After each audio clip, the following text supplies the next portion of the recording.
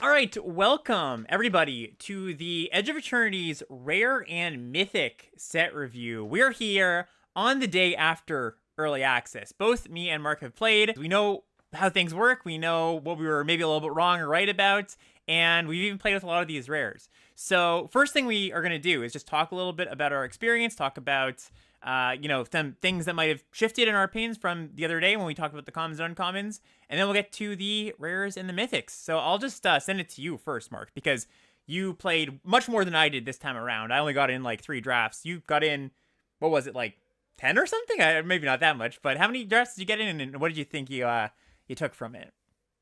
You gotta pump up those rookie numbers, I Alex. know, I That's know. I didn't do 10, but between the two of us, we got 10 in because I got 7 drafts in, and interestingly, all 7 decks were different color pairs, which is something kind of unique. Where I've already explored, 70% of the potential archetypes in the format, which is great. Mm-hmm. I was retiring them after 5 wins just to get like some variety and try to mix things up a little bit. And 5 of the 7 decks that I drafted did make it to the 5 win mark. So reasonably successful day for me overall. And I guess the big news coming from me is that there was kind of no major archetype surprises like there was in Final Fantasy. I don't know Yeah. about you, but like in Final Fantasy, we came into the day 2 part of the review and we were like, oh, blue red really impressed us, and like red black is actually a thing. And this time, I got to see all the archetypes do the thing, but I still believe the format is primarily about card advantage. There's a lot of removal lying around. And, spacecraft, one of the new mechanics, has been kind of interesting to play so far. So, you want to touch on your spacecraft thoughts? Yeah, I mean, I think I don't want to be like I was so right about this, but I think roughly my take going in was, yeah, these are playable and they're good, and I think that the format it doesn't revolve around them necessarily, but it really felt like a lot of the games came down to who can stick their spacecraft, whose 7/7 flyer goes untouched. You have time to do the spacecrafty things. It never feels too rough to play a 5 mana spacecraft that doesn't do have some immediate giant impact on the board. I do think you want to make sure you keep your creature count high and your power count high. One thing I noticed was there were a few spots where I went, oh, this spacecraft looks pretty good here. And then I realized, oh, it's going to take me a long time to actually turn it on, turn it into anything that I care about. So yeah, I mean, spacecrafts are good. I would recommend playing the ones that are good. And like any new card type, there's going to be good ones and there's going to be bad ones. We'll kind of have to sift throws and figure out which one is which. But they get the thumbs up for me. I think they are a successful mechanic.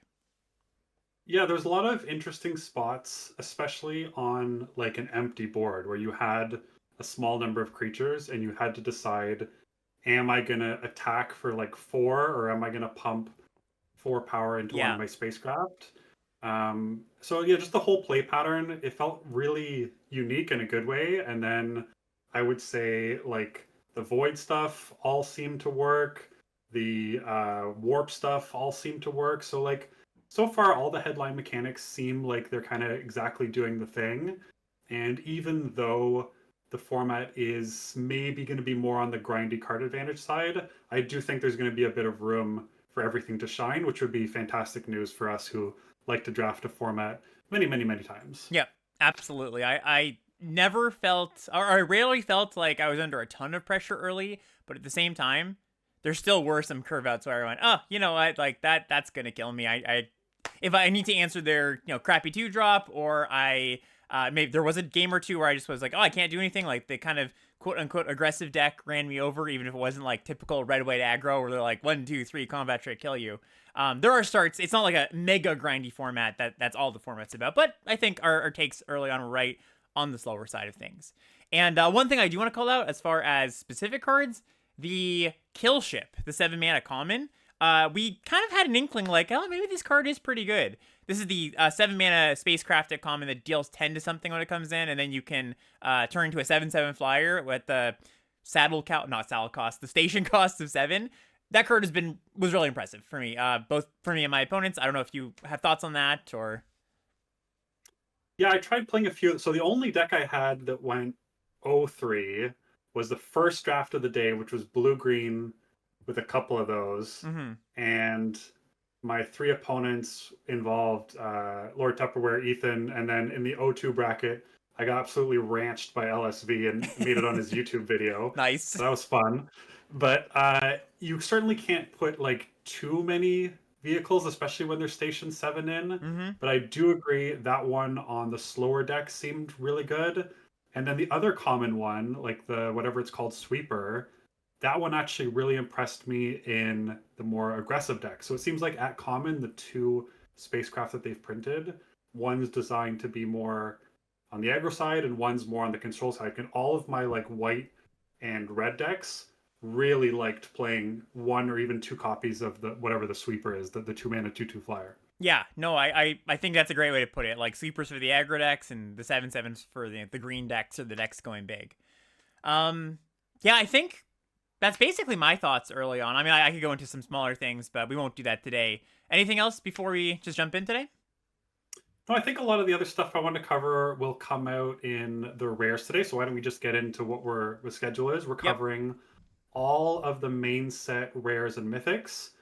There is additionally a bonus sheet and a special guest list on here. We're not going to do all of those today. We're only going to look at, I would say, the playable ones. Is that fair? Yeah, basically what I did for the bonus sheet is I pulled aside, it actually worked out nicely too, exactly 20 cards that I kind of went, you should know about this. You should know what this card does. You should know how good it is. There's about 20 that are limited relevant, limited playable, 20 that are like, I mean, in that latter half of the not so good 20, I could see niche spots for them, but not cards I think you really have to concern yourself with. So we're really just going to focus on like, hey, you see this in a pack, you should pay attention to it. Those kind of ones.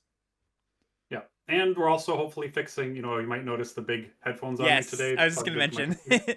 So the audio issues will hopefully be a thing of the past. We've got two fail safes with Alex fixing his jack that was causing the issues and me actually recording from my side. So hopefully everything's butter smooth. We're trying something slightly different, but fingers crossed that everything works out okay in the end. Yes, and I apologize for the last few recordings, which did not go so smoothly. Thanks for sticking with us, everybody. Okay, let's jump in, shall we? And let me just get this up here. Yeah, we look good. We look good. Okay, so we're going to start with white here. And our first rare is a Stelly Reclaimer. This is a 3 white, 5/4 flyer. It says when it enters, return target non-creature, non-land permanent with mana value X or less from your graveyard to the battlefield, where X is the amount of mana spent to cast this creature. And it's got a warp cost of 2 and a white. When I first read this card, I thought it was busted. And then I reread and I'm like, oh, non-creature, non-land. So you're only getting back artifacts and enchantments. Is there even a Planeswalker in this set? There is. There is one Planeswalker in this set. You could get back a Planeswalker. I think mostly, though, you're getting back Spacecrafts with this. And there's a few other things. So, yeah, what are your thoughts on this one? Yeah, I like this enough. Like, it's kind of funny. They have this and like a Baneslayer Angel that are both kind of just like big body with stats. Mm-hmm. And this one, if you can build to get something, you don't even have to get it twice. Like, you don't even have to warp it and get it. If you can just on 5 mana get something back with this, I think the most likely spot for that is likely going to be in blue-white. Yep. So you have some equipment in both colors. You have the Cryogen Relic or whatever it is, the Ichor Wellspring that draws on enters and leaves. You have potentially like Banishing Lights or stuff that might get discarded or milled. So if you can get some value out of this, it's nice. But as is, it's still going to be a big flyer that demands an answer. I gave this a B. You gave it a B minus. Yep, and specifically, actually, Cryo Shatter, the blue removal spell, the enchantment-based one, that one actually goes to the graveyard fairly often, right? That's when it's like when the creature becomes tapped or dealt damage, destroy it. So, yeah, that's something to watch out for. And just one thing, we're not going to go too deep on big picture thoughts in the format today, but one thing I want to call about Warp, I did a lot yesterday, was warp something in that didn't necessarily have an effect on the board, but I really liked the power that it brought and that I was able to put into my spacecrafts, right? So just a pretty cheap warp cost year 3, lots of power, 5. That's going to be something that you do once in a while. For sure. Cool. Okay, next up, we've got the first of many field wipes in this set. So this is one thing to keep in mind. I've said this a few other places. There are a lot of field wipes in this set. I only faced one yesterday, funny enough, but I think I got a little bit lucky. So the first one here is Beyond the Quiet. 3 white white for a sorcery at rare. Exile all creatures and spacecraft. Yeah, so there was two red uncommons yesterday that were like mini wraths or mini sweepers, and I think there might be another seven today for a total of nine. If you Yeah. count like all the ones of different sizing that don't clear the full field. This one's the cleanest, like it just answers everything. Mm-hmm. And I do think in this set, even though it's 5 mana, I usually want your wraths to be 4 mana. The combination of exile and it being like a slower set means I think it's pretty easy to build around this and have it be like excellent. Yeah, Like not to mention all the, I mean, there's 13 creature lands on the bonus sheet. This plays really well with any of those too. totally. Yeah, this So was. yeah, Yeah, so go ahead. I was just gonna say the grade. We both gave this a B minus. Yep. I think a little bit better than we would have liked a white field wipe in the last set, for example, Final Fantasy, where white was extremely aggressive. I think you're gonna find some less aggressive white decks here. And just I just learned that apparently the plural of spacecraft is spacecraft. I don't know if you knew that, but apparently that's what it is. There's no S at the end of that. Next up, No, it we've can got only clear one, Alex. You're misunderstanding. It only gets rid of one of them. it only get yeah exactly yeah. That's the it's not a grammar thing. All right, Cosmo Grand Zenith is up next. This is 2 and a white for a mythic. It's a creature. It's a 2/4. Whenever you cast your second spell each turn, choose one. Either make 2 1/1 human tokens, or put a +1/+1 counter on each creature you control. Wow, that's quite the army in a can. Yeah, that's a lot of power to throw out for like pretty cheap, and it's not hard to double spell. I don't know if you experienced this, but just having like warp kind of playing similarly to flashback, giving a lot of spells the ability to cast twice, meant like even in the late games against a lot of decks, people were not running out of stuff to do. Yep. I don't think it's going to be hard to trigger this on pretty much every turn from turn 4 onwards. I gave it an A minus. You gave it an A. Yep. Just seems like a fantastic mythic. Also splashable. Next up is Exalted Sunborn, 3 white white for a 4/5 flying lifelink at Mythic. So this is that Baneslayer you're talking about, just a giant lifelinking flyer. It also says if one or more tokens would be created under your control, twice that many tokens are created instead, and it's got a warp cost of 1 and a white. So, the baseline of this is a pretty darn good card. It does have the issue of, like we always say, no protection, no enter the battlefield effect on a expensive creature, but it's a giant lifelinking flyer, so that counts for a lot. Yeah, and again, the warp, like warping in to get value off of that token ability might come up once in a while, but not going to be the main pull for this card. It's just kind of the stats and what's going on here. I gave it a B. You gave it a B plus. Yep. Next up, we've got Talia, Guided by Light. I actually played against this one quite a bit. So this is 2 and a white for a 3/3 legend at rare.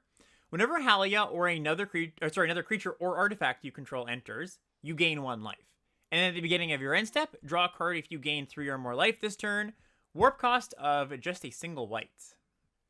Yeah, so this one is, I think, fairly solid. Just the effect of, whenever this or something else enters, that you gain 1. That's a pretty darn good effect. If it sticks around for a few turns, you're going to gain, 4 or so life. And I had my opponents draw a card off of this multiple times the turn that it entered. So very easy to have this just cantrip. So really, I think I graded this card a little too low on first read, and I don't actually think I moved it up since then. So maybe I'm going to give it a little bit of a higher grade than you have marked down here. Also, just a very cheap warp cost, single white mana, like that matters a lot too. So I'm going to, before you rate out my grade, I'm going to give it a revised grade of a B. Okay. I was actually you pre-answered my question. I was going to ask if you'd seen anyone draw a card off this because I played against it a couple times, and it was just like a 3/3 for 3 that gained 1 or 2 life, so not nearly as impressive. I was already lower than you. Your previous grade was a B minus, so you moved it up to a B.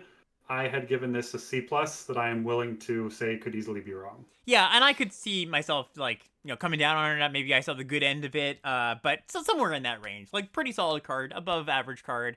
Sometimes you'll first pick it, but I wouldn't say it's a guarantee out of any pack. Next up, we've got Hardline Containment, single white mana for an aura at rare. Enchant an artifact you control. When this aura enters, exile target creature an opponent controls until this aura leaves the battlefield. and the enchanted permanent, so your permanent, has Ward 1. So it's a build around or kind of synergy card. You have to have enough artifacts for this not to be a dead card, so we're talking 8, 9, somewhere in that area, maybe slightly less than that, but you really want to make sure this isn't dead. And it's super efficient for a removal spell, but it's also got some risk, of course. It's really not that hard to get your artifact count high, though. No, this is true. This is true. Like there's so many, like almost all the like the lander tokens are artifacts, the 2/2 robot tokens are artifacts, the 1/1 flying can't block tokens are artifacts. So all the tokens are artifacts, and then there's all the equipment in white. There's a bunch of artifact creatures. So I had this in my blue-white deck that did really well.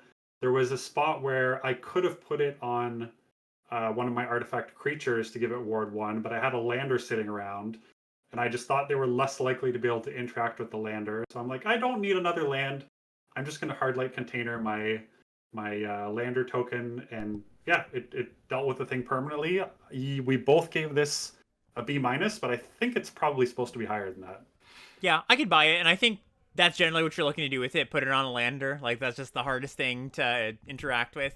Or equipment. No. I think equipment's maybe the best thing. That's fair. Yeah, equipment's kind of nice too. All right, next up, we've got Lightstall Inquisitor. This is a single white mana for a 2/1 Vigilance. It's a rare. It says, when it enters, each opponent exiles a card from their hand and may play that card from exile as long as it remains exiled. Each spell cast this way costs 1 more to cast, and each land played this way enters tapped. So whatever they exile from their hand comes with a bit of a cost to it. And yeah, it's a solid little card. Not over-the-top bomb rare or anything, but a good 1-drop. I had this in a deck and played against it a bunch, and I moved it quite a bit down in my latest rankings. So we will be linking the up-to-date tier list going forward. The Monday review that we did had our initial set grades. Some of these have changed since then, so we're already kind of updating it live. But this card, like, the time you want it most is turn 1. If you're turn 1 on the play, your opponent just exiles their first land, and then it becomes a tap land, and it literally doesn't matter. Right, yeah. I had an opponent play this against me when I had a Creeping Tar Pit, and so I'm like, yeah, sure, my Creeping Tar Pit comes into play tapped. This like, is that true. Doesn't matter. And then the super late game, the tax of 1 doesn't really matter as much either. So, like, between the body size getting outclassed pretty quickly, I moved this down from a C+ to a C-. You were sitting at a B-. We're actually 3 grades apart right now. Yeah, and I do think I'm going to join you. I saw this in play a few times too, and I'm going to move it down to a C, I think. I think, still a little bit higher than you, but I agree. It was good, but it wasn't like, oh man, like, that's so annoying. Like, what's the other card? The Elite Spellbinder, like, Paulo's invitational card. That card, when you cast it, your opponent casts it, you're like, oh, that's actually really annoying. So, not quite feeling the same way. Yep. Next up, we've got Lumen Class Frigate. So this is 1 and a white for a spacecraft.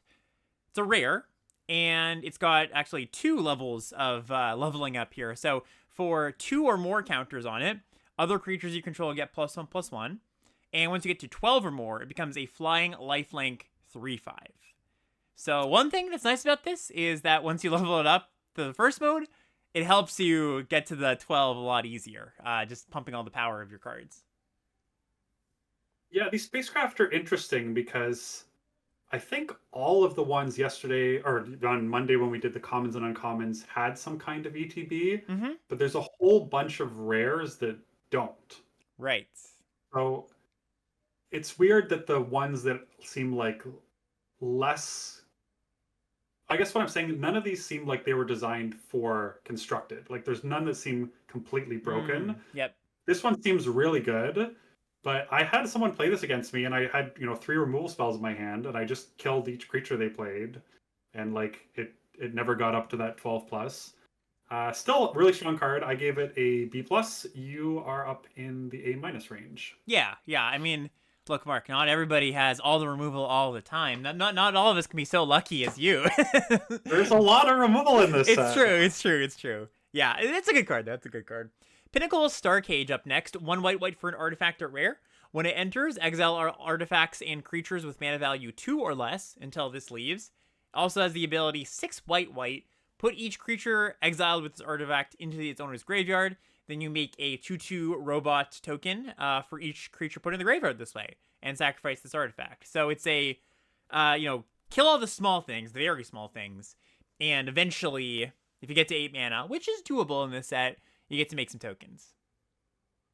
Just a small correction there for the podcast. So the last ability there, it's not just creatures because this does hit artifacts too. Yes, I see. So it's all cards, not all creatures. Yep. Good call. Yeah, so we both gave this a sideboard grade just due to the lack of what we assumed would be targets in people's main decks. Mm-hmm.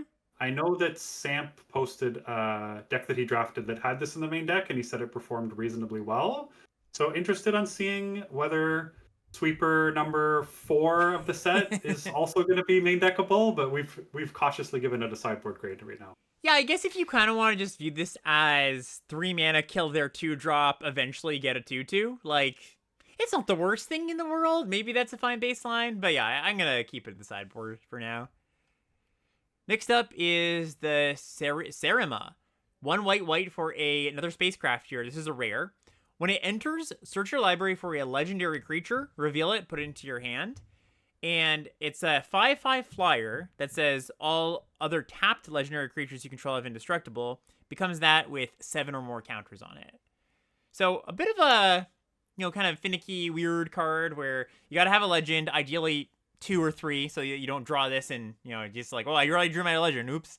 The vehicle is okay. I don't know. What would you rate it's always hard to kind of parse these vehicles now that, we haven't really played with them or had them for too long, and we've had a little bit of experience, but I think the vanilla test of what a good vehicle looks like is still a little bit tough. What do you think about just 3 mana, 5/5 flyer? Forget about that indestructible text. Just 3 mana, 5/5 flyer turns into that at 7. Not super into that, like especially with the white. Like the pips have felt a little tough with no duels. There's also like, this is not Final Fantasy. There is very few legends in this set. Yes, and even like fewer than I think most sets in Standard usually, because there's not 2 signpost uncommons, right? Like a lot of times we get 2 legends in those slots. Well, also only a couple of the signposts are legends. That's true. Time. Yeah. It's like a weird mix where it's like, I don't know, 3 or 4 of them are legends and the rest are fine. And then even that like text, like the tapped legendary creatures are not the ones you necessarily need to be indestructible. It's the untapped ones that you'd rather have indestructible. So kind of a weird card. I do think that like if you have 2 legends, it becomes pretty good. I graded it pretty low on the assumption that that's not going to happen super often. I gave it a D+, and you're higher at a C. Yeah, I kind of, that C is maybe, I don't know if I tagged it with a Synergy or Builder End grade, but that's like, you've got 2 legends, so. Yeah. Next up, we've got Sunstar Chaplain, which is 1 and a white for a 3/2 at rare. At the beginning of your end step, if you control 2 or more tapped creatures, put a +1/+1 counter on target creature you control. Also has the ability to remove a +1/+1 counter from a creature you control, tap target artifact or creature. So just a pretty nicely statted creature that gives you a little bit of value. Plays nicely with the spacecrafts, of course, is the joke. I found this to be very feast or famine. Like if you can get the first counter, then it kind of like snowballs and lets you easily get the next counter and it goes from there. That makes sense. If you can't get that first counter, it just like it there's a couple times I had this where I'm like, I'm so close. Like I just need to have one better attack or top deck 1 spacecraft or something. So it's nice that it's just not always going to win the game on its own, but very powerful if you get it going. Yes, agree. So what do we give it? We both gave it a B. Yeah, I think that's about right. Sometimes it's going to feel like an A, sometimes it's going to feel like a C. Next up, we've got Consult the Star Chart. So we're moving into blue now. 1 and a blue for an instant at rare. It's got Kicker for 1 and a blue as well. And it says, look at the top X cards of your library, where X is the number of lands you control. Put 1 of those cards into your hand, and if the spell was kicked, put 2 of those cards into your hand instead. Put the rest on the bottom of your library in a random order. So on turn 2, it's look top 2, take whatever you see, or whatever card you want out of the top 2, and scales from there. And if you can get it to kicker range, which is going to happen pretty often, like this is, dig through time, stock up, like one of those kind of effects where it's like a very, very good card advantage card selection spell. Yeah, yeah. I was gonna call this dig through time, but you already did, Yeah. so I have nothing more to add. I think this Oh, card sorry, is Mark. great. That's okay. Hey, you take that. This is your set review too. I gave this a B plus. You gave it a B. Yep. Just a very nice blue spell. Emissary Escort up next. 1 in a blue for a artifact creature at rare. It's a 0/4, but it gets +X/+O, where X is the greatest mana value among other artifacts you control. So this was one of the first cards we saw previewed, I believe, or like in the first batch, and I was like, okay, it seems fine. Seems like, could be good. But I think the card is actually quite good. It gets really big really quickly, and, this can be a 7/4 in the late game, which is really, really nice because whatever your largest spacecraft is, say you have a 6-mana spacecraft, like this puts 6 counters on that right away. So starts small, blocks well, grows quickly, plays well with the spacecrafts. Not a lot to dislike about it. Yeah, you can also like warp stuff in for an early Yeah, like quick smash of damage. for sure. You kind of mentioned this with 6, but with 7, like crewing your kill ship the turn they come down is at a common is going to happen pretty often. I love this card. I gave it a B. You gave it a B minus. Yep, nice card. We got Memnon, the right hand, which is 3 blue for a 3/4 flyer at rare. It's a legendary creature. You can look at the top card of your library at any time. You can cast artifact spells from the top card of your library. And artifacts you control have tap, add blue mana, but spend this mana only to cast cards from anywhere else other than your hand. So top of your library or exile with warp cards is where that comes up. Did you have a chance to see this at all? No, not at all. Did you? Okay, I only saw him play once and it did nothing, and which is kind of what I thought might happen occasionally. Mm-hmm. Like not even me having a removal spell. It was just a 3/4 flyer. I didn't care. I just killed my opponent. So I don't like even if you do build around it, you kind of need to get a bit lucky to really pop off with it. Kind of like this power level for rares where they're not broken but they're not unplayable either. I gave it a C minus. You gave it a C plus. Yep. Yeah, I think one of the awkward things, you often think of this, like, look at the top card of your library, you can play it kind of effects, is like, you can just keep going. Can't play lands, right? So you do have some sort of hard limit. You can't, like, combo off with it or anything. Yeah, so nothing too special. Moonlit Meditation up next, 2 in a blue, for a aura at rare. Enchant artifact or creature you control. The first time you would create 1 or more tokens each turn, you may instead create that many tokens that are copies of enchanted permanent. So this one, for the dreamers, I would say. I do not think it is a strategically good thing to put Moonlit Meditation in your deck. Just too much risk, too many hoops. You're probably going to lose the game to this card once in a while, but yeah, not a good on average card. There's got to be some kind of dreamer meditation joke there that I can't quite find. Yeah. But, I've missed my window, so yeah, we both gave this an F. I don't think it's going to do anything. I'll give you the credit, though. You get full marks on that one. Next up is, this is a nice one, Quantum Riddler. 3 blue for a Mythic Sphinx. It's a flying 4/6. When it enters, you draw a card. Okay, alrighty, that's good, right? Like 5 mana, 4/6 flyer, draw a card on entry. Great. As long as you have 1 or fewer cards in hand, if you would draw 1 or more cards, you draw that many +1 instead. And here's the real kicker. It has warp for 1 in a blue. So it also just cantrips early, it like helps you hit your land drops. Card is nuts. Yep. Turn 2, it's functionally like a draw 2 because it draws itself plus the card. Yep. This card's incredible. We both gave it an A+. Yep. Amazing. One of the best cards in the set. Starfield Vocalist is 3 in a blue for a 3/4 rare. If a permanent entering the battlefield causes a triggered ability of a permanent you control to trigger, that ability triggers an additional time. And it has a warp cost of 1 in a blue. I moved this up by 3 grades today. Wow. Okay. Everything has an enter the battlefield effect in this set. Well, of course, Mark. It's 2025. You gotta let those commander players get the juices going, It was just like I had this with Kill Ship. It was, Ooh. kill 2 things. I had this with the Sibsig Appraiser. Nice. Like I had, even with the 3/2 that brings a 1/1 friend along.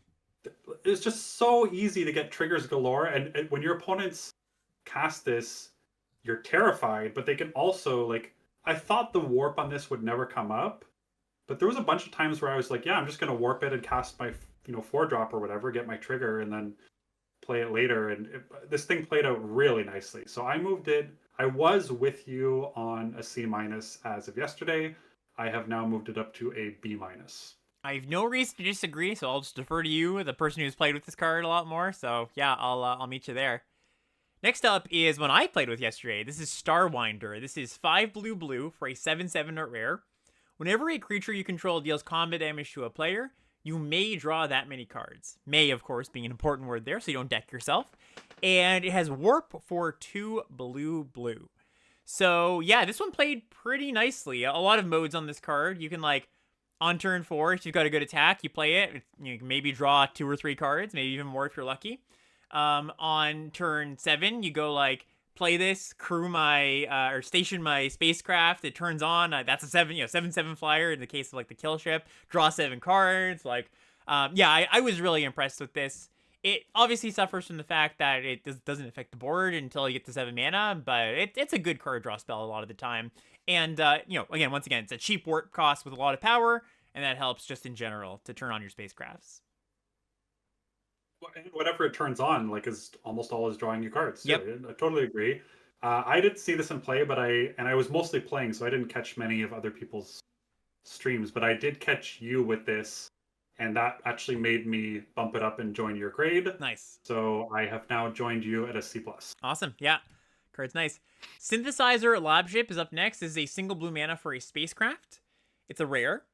It's got, again, a 2-tiered one. The first level here is when it gets 2 or more counters. It says at the beginning of combat on your turn, up to 1 target artifact you control becomes an artifact creature with base power and toughness 2/2 and gains flying until end of turn. And once you get to 9 or more counters, it becomes a 4/4 flying vigilance. So a build around through and through, but I think a pretty strong one. Yeah, really sweet with the blue-green signpost that makes a lander on turn 2. Oh, God. Yeah, just like 1/2 punch. Yeah, you play like the creature puts this to stations up to 2, and then beginning of combat, your lander then stations this up to 4, and then you've already like started kind of going nuts. So really interested in this card. I really like the design. It makes you kind of play things a little bit differently and opens up some new avenues. We both gave it a B. Yep, seems cool. Next up is, an interesting one, Weft Walking. So this is 4 blue blue for an enchantment at Mythic. When this enchantment enters, if you cast it, shuffle your hand and graveyard into your library, then draw 7 cards. The first spell each player casts during each of their turns may be cast without paying its mana cost. So a few things I have to say about this card. A lot of people in early access, I saw this in play quite a bit. People cast it, and it was really good for them. Like, just drawing 7 and getting to cast a bunch of expensive things. It's kind of a tricky card because you don't know, what your opponent might unleash on you, but ideally you're putting this in a deck with just like a lot of big things. Like you've got more big things than the opponent.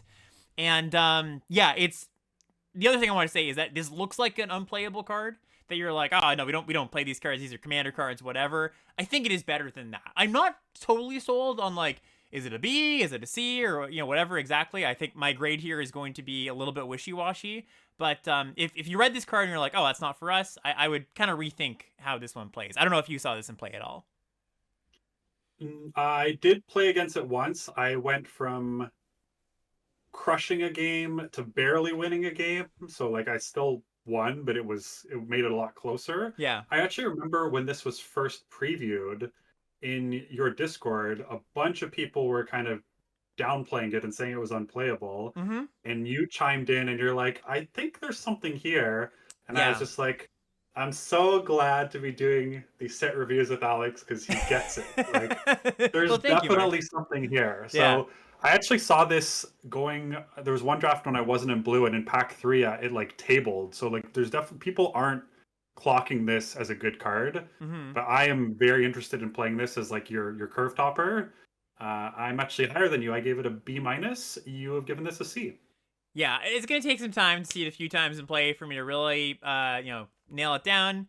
But the thing I think you want to take away from this is, if anything else, is don't count this as an F. Don't count this as a 0.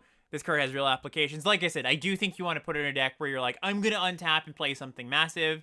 Yes, your opponent gets the first crack at a free spell. That matters, but I think not like as bad as a lot of people think it might. I think the fact that like you are the one casting the spell, you can choose when to cast it, you can choose, how you're building your deck. I think that matters a lot too. Next up, Yeah, if your opponent only has sorry, yeah, I yeah, just good. wanted to Yeah, yeah. reinforce this because if you're casting this on turn, 7, 8, or 9, if your opponent only has 2 cards left in their hand anyways, the mana save that they get might not even matter. Like Yes, exactly. they maybe could have just cast it anyways. Mm-hmm. So yeah, the downside's not as bad.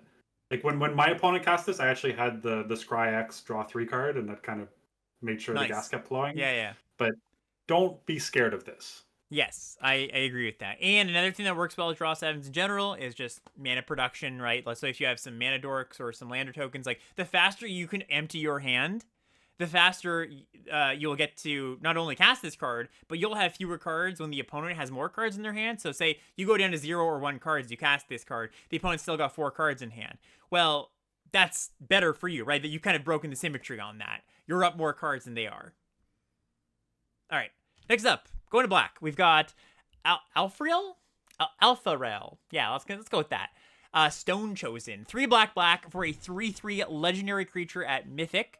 It's got a ward cost of discard a card at random and avoid ability when it attacks. If a non-permanent left the battlefield this turn or a spell was warped this turn, just reading out void for those who kind of forgot what that is. Defending player loses half their life rounded up. Seems pretty bad to me. This does not strike me as a very good card. It's a hefty ward cost. Like that is very painful. It but is. It doesn't do much on defense at all, and it doesn't do anything on offense unless you're able to trigger void pre-combat. It's weird enough that I didn't give it an F, but I would not be surprised if it was an F. Yeah, that's my feeling too. Like whenever there's a mythic that's like reads badly, unless it's just like completely unplayable or anything, and it like gives me a little twinge of like maybe there's something more to this. So yeah, we gave it a low grade. I could see being wrong about this. It just, like you said, like the play patterns are a little awkward. You have to, a lot of times when you're triggering void, it happens in combat, right, or after combat. So yeah, just not completely out on it, but we'll see. Yeah, so you gave it a D plus, and I gave it a D. Yeah. Next up is Archenemy's Charm. This is through a black for an instant at rare, and it has 3 modes: either exile target creature or planeswalker, return 1 or 2 target creatures or planeswalkers from your graveyard to your hand, or put a 2/1/1 counters on target creature you control. It gains lifelink until end of turn. That's quite the modality. Yeah. This is a nice one. So we had the last version of this, the green one, in Murders at Karlov Manor, and I think that card was fairly underrated before people started playing with it, just power level wise, and also how easy it was to cast. Like you think triple pipped, but also kind of think, well, you're not necessarily going to cast this on turn 3 or even turn 4 or even turn 5 a lot of the time. It's nice to be able to, but it's still got pretty good utility later. You do need, I would say, like 11 black sources, though. Yeah, you still want to be heavy black. I don't want to overlook that too much. I'm just putting that out there because I know a lot of times people see, like, this happens all the time in every set. People see triple of a color, and they immediately are like, nope, not going to play that. Even if it's on, like, an 8-drop sometimes. That happens a lot. So, yeah, you got to be careful, but its effects are good. Yeah, so we both gave this build-around grade just due to the casting cost. You came in a little higher than me. I gave it a C+. You gave this a B. Yeah. Chorale of the Void is kind of a strange one. 3 and a black for a rare. It's an aura, and you enchant creature you control. Whenever the enchanted creature attacks, put target card from defending player's graveyard onto the battlefield under your control, tapped and attacking. Void.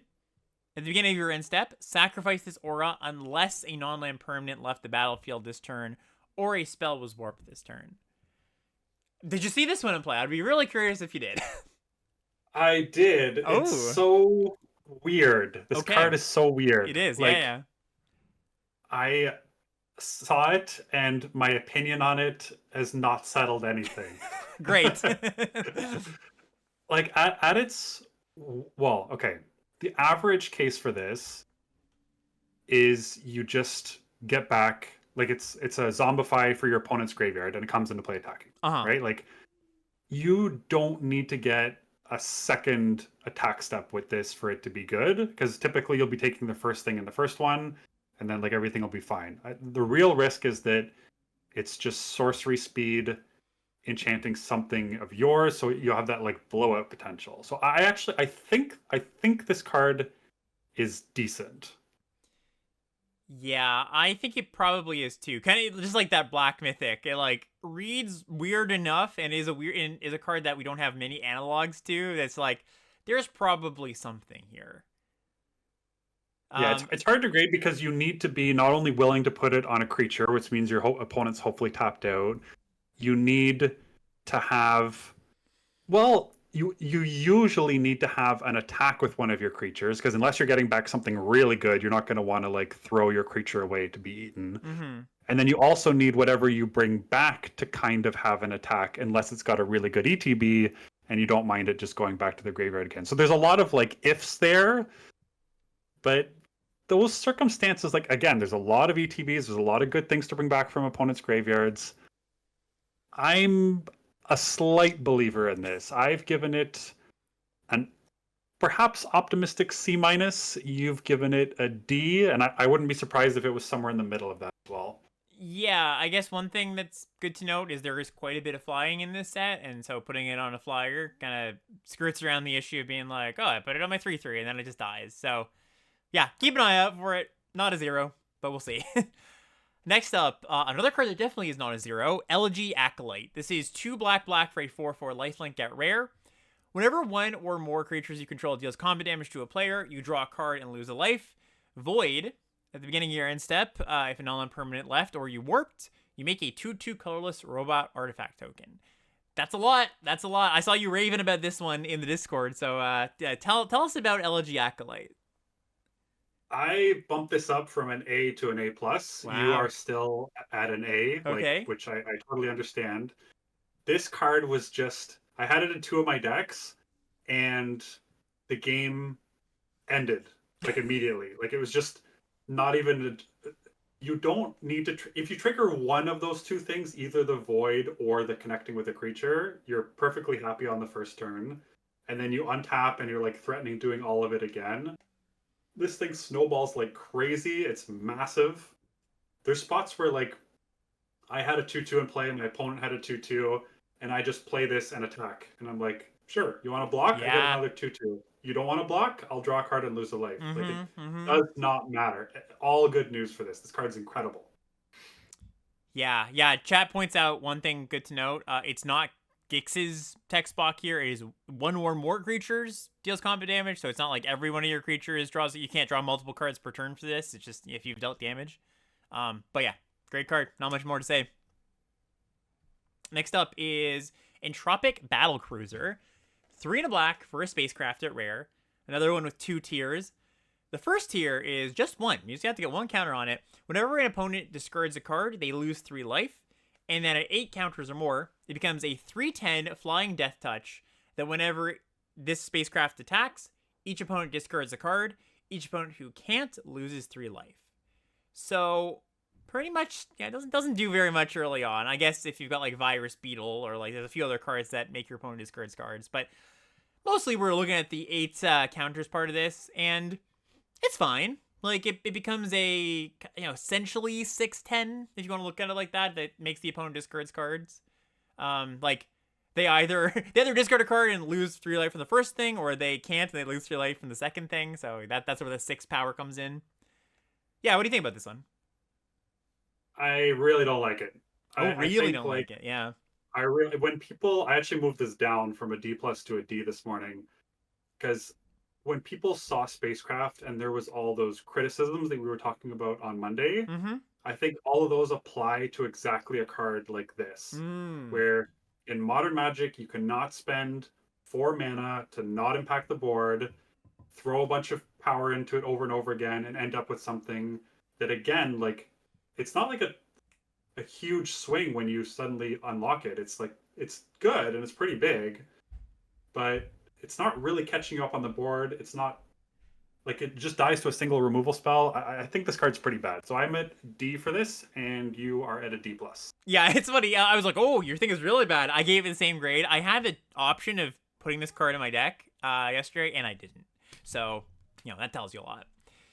Oh, man, this is a cool card. Very interesting. Requiem Monolith. This is 2 and a black for an artifact at rare.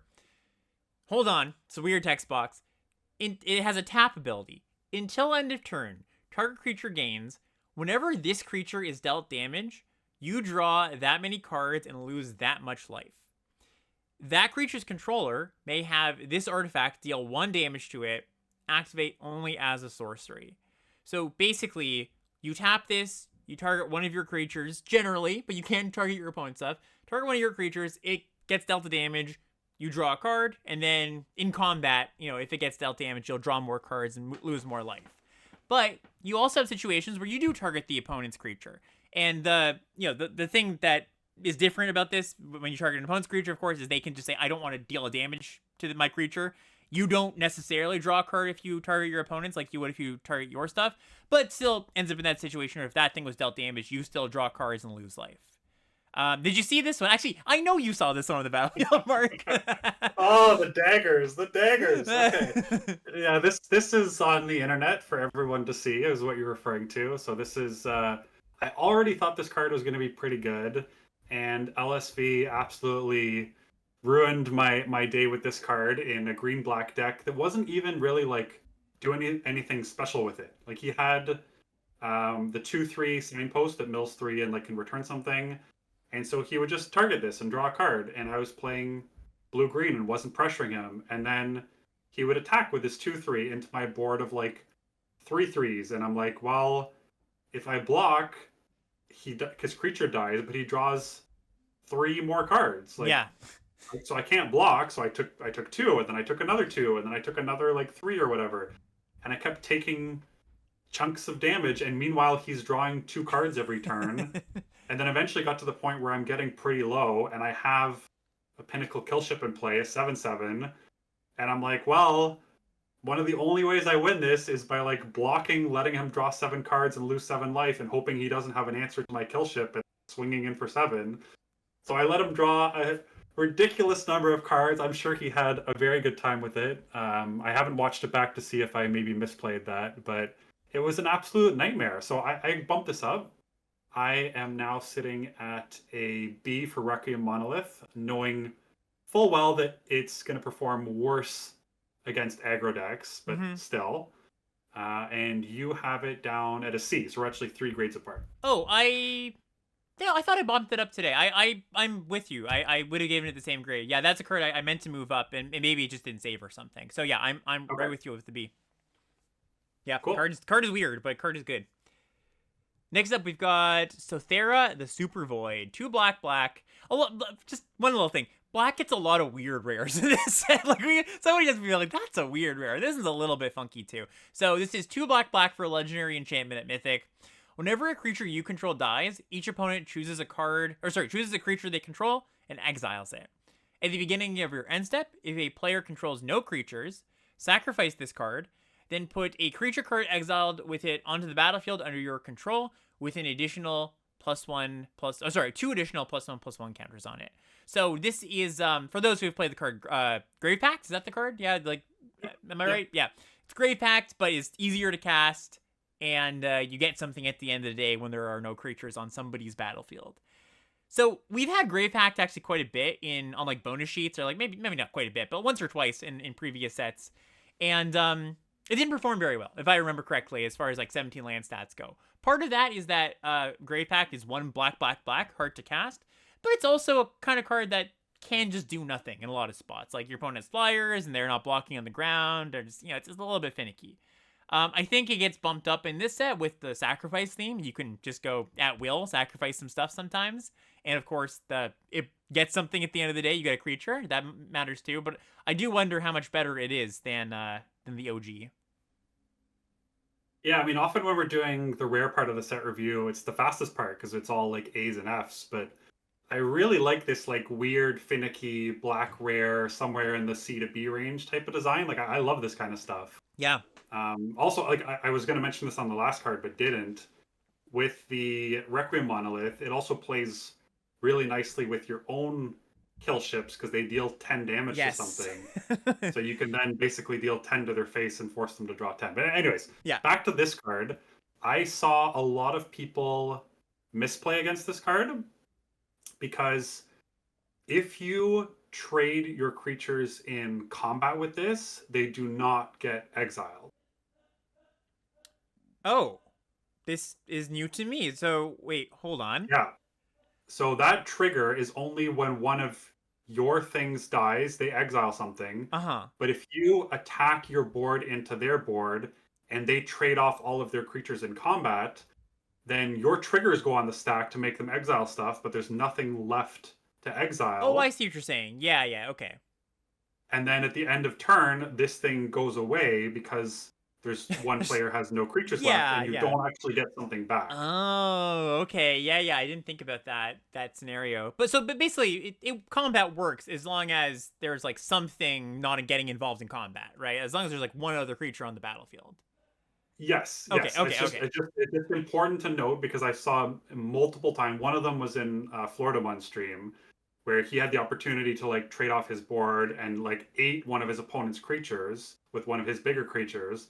But then because he ate that creature died. The trigger went on the stack. His big thing got exiled, and then his opponent got the big thing with two extra counters on it. Right. I see. So Okay, okay. Yeah, yeah. tricky one to understand. Yeah. I still really like this card. I think it's really good. I've given it a B plus. You are similar at a B. Yeah. Yeah, my take is I think it'll be pretty good. That is I'm really glad that you brought that up though, because that is that's not something that was on my mind at all. Next up, what do you know? Another kind of weird black rare. Sunset Saboteur is 1 in a black for a 4/1 net rare. It's got Menace, a ward cost of discard a card, and has the ability whenever this creature attacks, put a +1/+1 counter on target creature an opponent controls. So a downside ability, which makes sense because you've got a 2 mana 4/1 Menace ward discard a card. It's a overstated creature for its mana cost. I came across this one. I probably should have bumped this up because it impressed me. Because not only is it a good stationing body, Mm-hmm. but I had an opponent who basically, with no fear, would just attack and put a counter on something of mine. And like, I only had one blocker and would get in for 4, and then would just start pointing removal spells at my Yep. creatures. Like it didn't really matter. So the downside is real. You got to be careful with this. But if you can plan around it well, it's pretty annoying card to deal with. Yes. Yeah, that's kind of how I envisioned it too. Like it plays well with removal spells, and like you said, it's really important for station costs too. So what do we give this one? You gave this a B minus. I am currently at a C, but I'll probably move that up by at least 1 or 2 microgrades. Yeah, makes sense. Next up is Zoo Ilfit. Austero Harmonist. I'm surprised I got that on the first go. This is 1 black for a 2/3 legendary creature at rare. It's got a tap ability. Tap to return target creature from your graveyard to the battlefield. It's a skeleton in addition to its other types and has no abilities. Activate only as a sorcery. So basically you get to reanimate a creature, but it becomes a vanilla. Another one that's like you think you've seen cards like this before, and then you reread it and you're like, oh wait, this one's actually kind of different. Yeah. Because there's no finality counters here, so you can True. just keep blocking with the same thing and trading with it. Like this is that it could be potentially upside. There's like the 4/1 defender that you can bring back as just like a 4/1 True. with no downsides. Yeah, yeah. There's a couple ways to get kind of cute with this. You do need to untap with it. It's double pipped. There's some risks there, but kind of a sweet card. We both gave it a C. Yeah, and that C, by the way, maybe sounds a little bit low, but it's got setup costs. You got to have things in the graveyard before it does much of anything that's more than a 3 mana 2/3 and double pipped. Like that does really matter on a cheap card. Next up is 0 Point Ballad. X in a black for a sorcery at rare. Destroy all creatures with toughness X or less. You lose X life, and if X is 6 or more, return a creature card. Return a creature card put into a graveyard this way to the battlefield under your control. So one of the things that died, you get to bring it back. Pretty sweet field wipe. Yeah, number 5. I guess Yep. we'll try and keep track and see Yeah. what we can come up with at the end of the day. Has some risks, just like why am I blanking on the name? The 3 mana -X/-X, you pay X life thing that Oh, was reprinted not that long ago. toxic Toxic deluge. Deluge, Yeah. yeah. Yeah, so you won't always be able to cast this, but when you can, it will often be game winning. You gave it a B plus. I gave it a B. Yep. Very good. Devastating Onslaught. So now we're on to the red cards. Devastating Onslaught is a XX red mythic sorcery. Create X tokens that are copies of target artifact or creature you control. Those tokens gain haste until end of turn. Sacrifice them at the beginning of the next end step.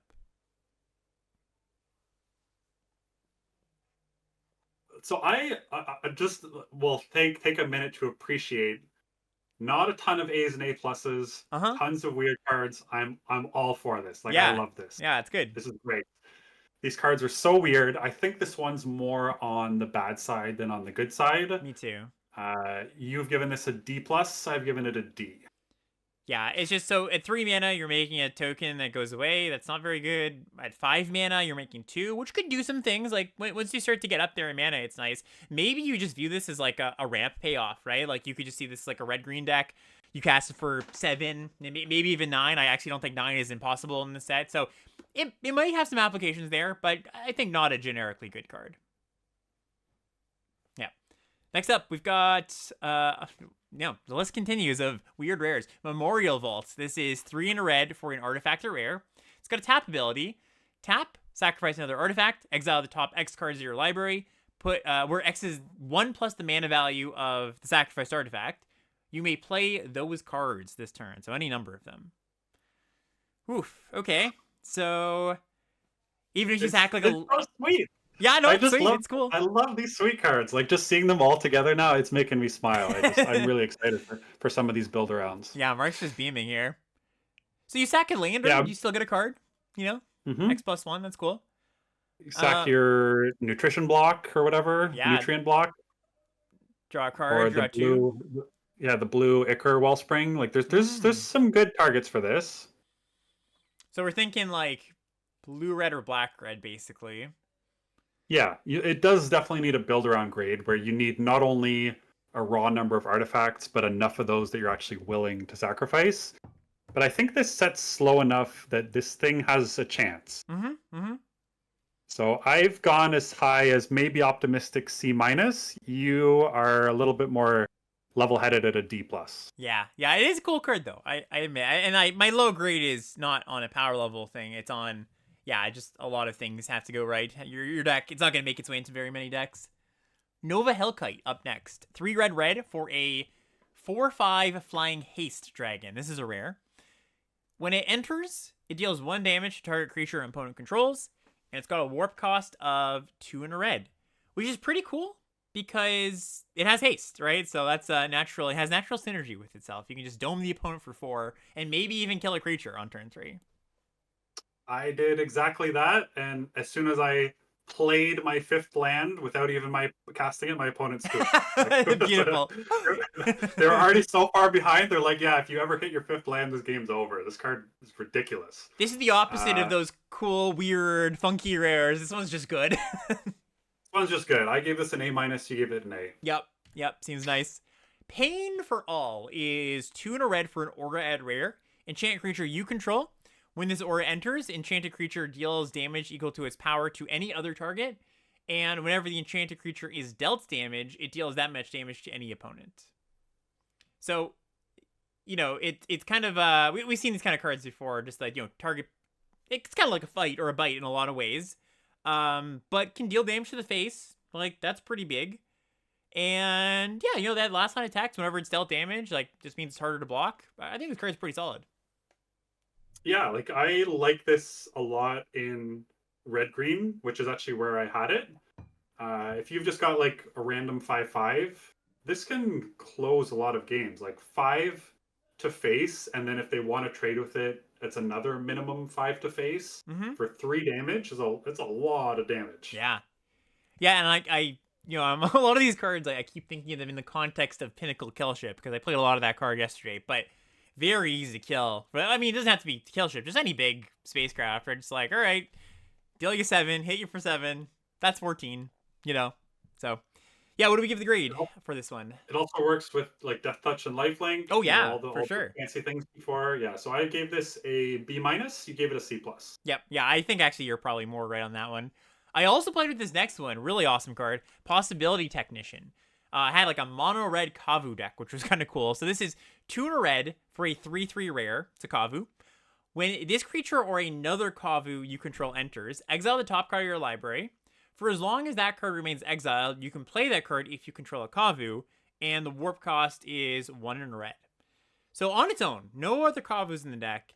It's, if everything pans out right, it's a kind of 5 mana 3/3 draw 2 cards. Right? If this sticks around. That's good. Like, that's just a nice rate. In installments, of course, too, with the warp. And all the nice things you can say about warp. But there are quite a few Kavus in this set. Like, red-green is sort of a soft Kavu archetype. A lot of the red-green cards just happen to be Kavus. So, this can trigger multiple times per turn. I did draw multiple cards off of it. Like, I had 5 cards sitting in my exile zone at some point with this card. So, yeah, I like this card. I liked it before playing with it, but I like it more. Yeah, it's the red Sipsig Appraiser. Yeah, basically. But bigger. Yeah, what do we... Bigger but less cards, right? That's what red's going to do. So right, exactly. I actually bumped this up to an A minus. I was with you before. You plus. Yep. Seems really good. Next up is Rust Harvester. This is a single red mana for a 1/1 menace artifact creature at rare. It's got an ability, 2 tap, exile an artifact card from your graveyard, put a +1/+1 counter on this creature, then it deals damage equal to its power to any target. Okay. Really nice. Yeah. That like menace ability. So the first couple turns when you can't activate it, you can often get in for a couple of damage. Mm-hmm. And then when you can start activating this, like it threatens again, it can go face. You can pick off creatures, you can grow it and then attack. Like, does a lot of things. Really nice card. We both gave it a B plus. Yeah, no, it just seems very good. Luckily, I also got to play with this one in my Kavu deck. Tunuk Steadfast Second is 2 red for a 3/5 legendary creature at Mythic. It says other creatures you control have haste, and artifact cards and red creatures artifact cards and red creature cards in your hand have warp for 2 in a red. So we've got a 4 mana 3/5. All your other creatures have haste, which, like we said on the first day of set reviewing, haste plays very nicely with warp, which this card gives all of your other cards. And very, very often, here's the scenario that happened with me. I actually had a lot of the 2 mana 1/3s and reds that tap to add a red mana. So I went that on 2, into this on turn 3, and heck, I could have just done a lot, just like playing my cards and attacking for a bunch of damage. But I was able to, a lot of times, warp in a Pinnacle Kill Ship, deal 10 to my opponent, right? Or, deal 10 to my opponent's creature. That goes to exile. I cast that thing again later. And, that was really cool. So just this plays really well with the spacecrafts, of course. But just giving haste to all your cards. Like, I had a few turns where I was able to go, okay, I have 6 mana in play, 2 mana warp cost, 3 mana warp cost, maybe play something else. Yeah, it just really, really took off. So it does have the issue, of course, of no enter the battlefield, no protection. It's got a little protection having 5 toughness. That's a little bit beefy, and it can also block. Yeah, I was impressed with this card. Let me put it that way.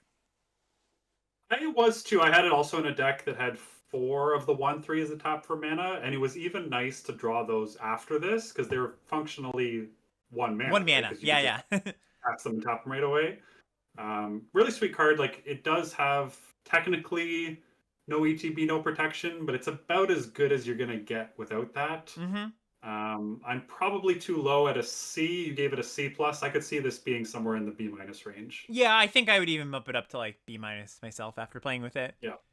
Next up is Terminal Velocity. This is number 6. Field white number 6. 4 red for a sorcery at rare. You may put an artifact or creature card from your hand onto the battlefield. That permanent gains haste. And when this permanent leaves the battlefield, it deals damage equal to its mana value to each creature. And at the beginning of your end step, sacrifice this permanent. So I put this card in my deck yesterday, and I then cut it after realizing that it doesn't. It's not very good. You're kind of 2 for 1-ing yourself when you cast it, and I think for whatever reason I thought like you could put it in and it would wrath the field and you get it in attack.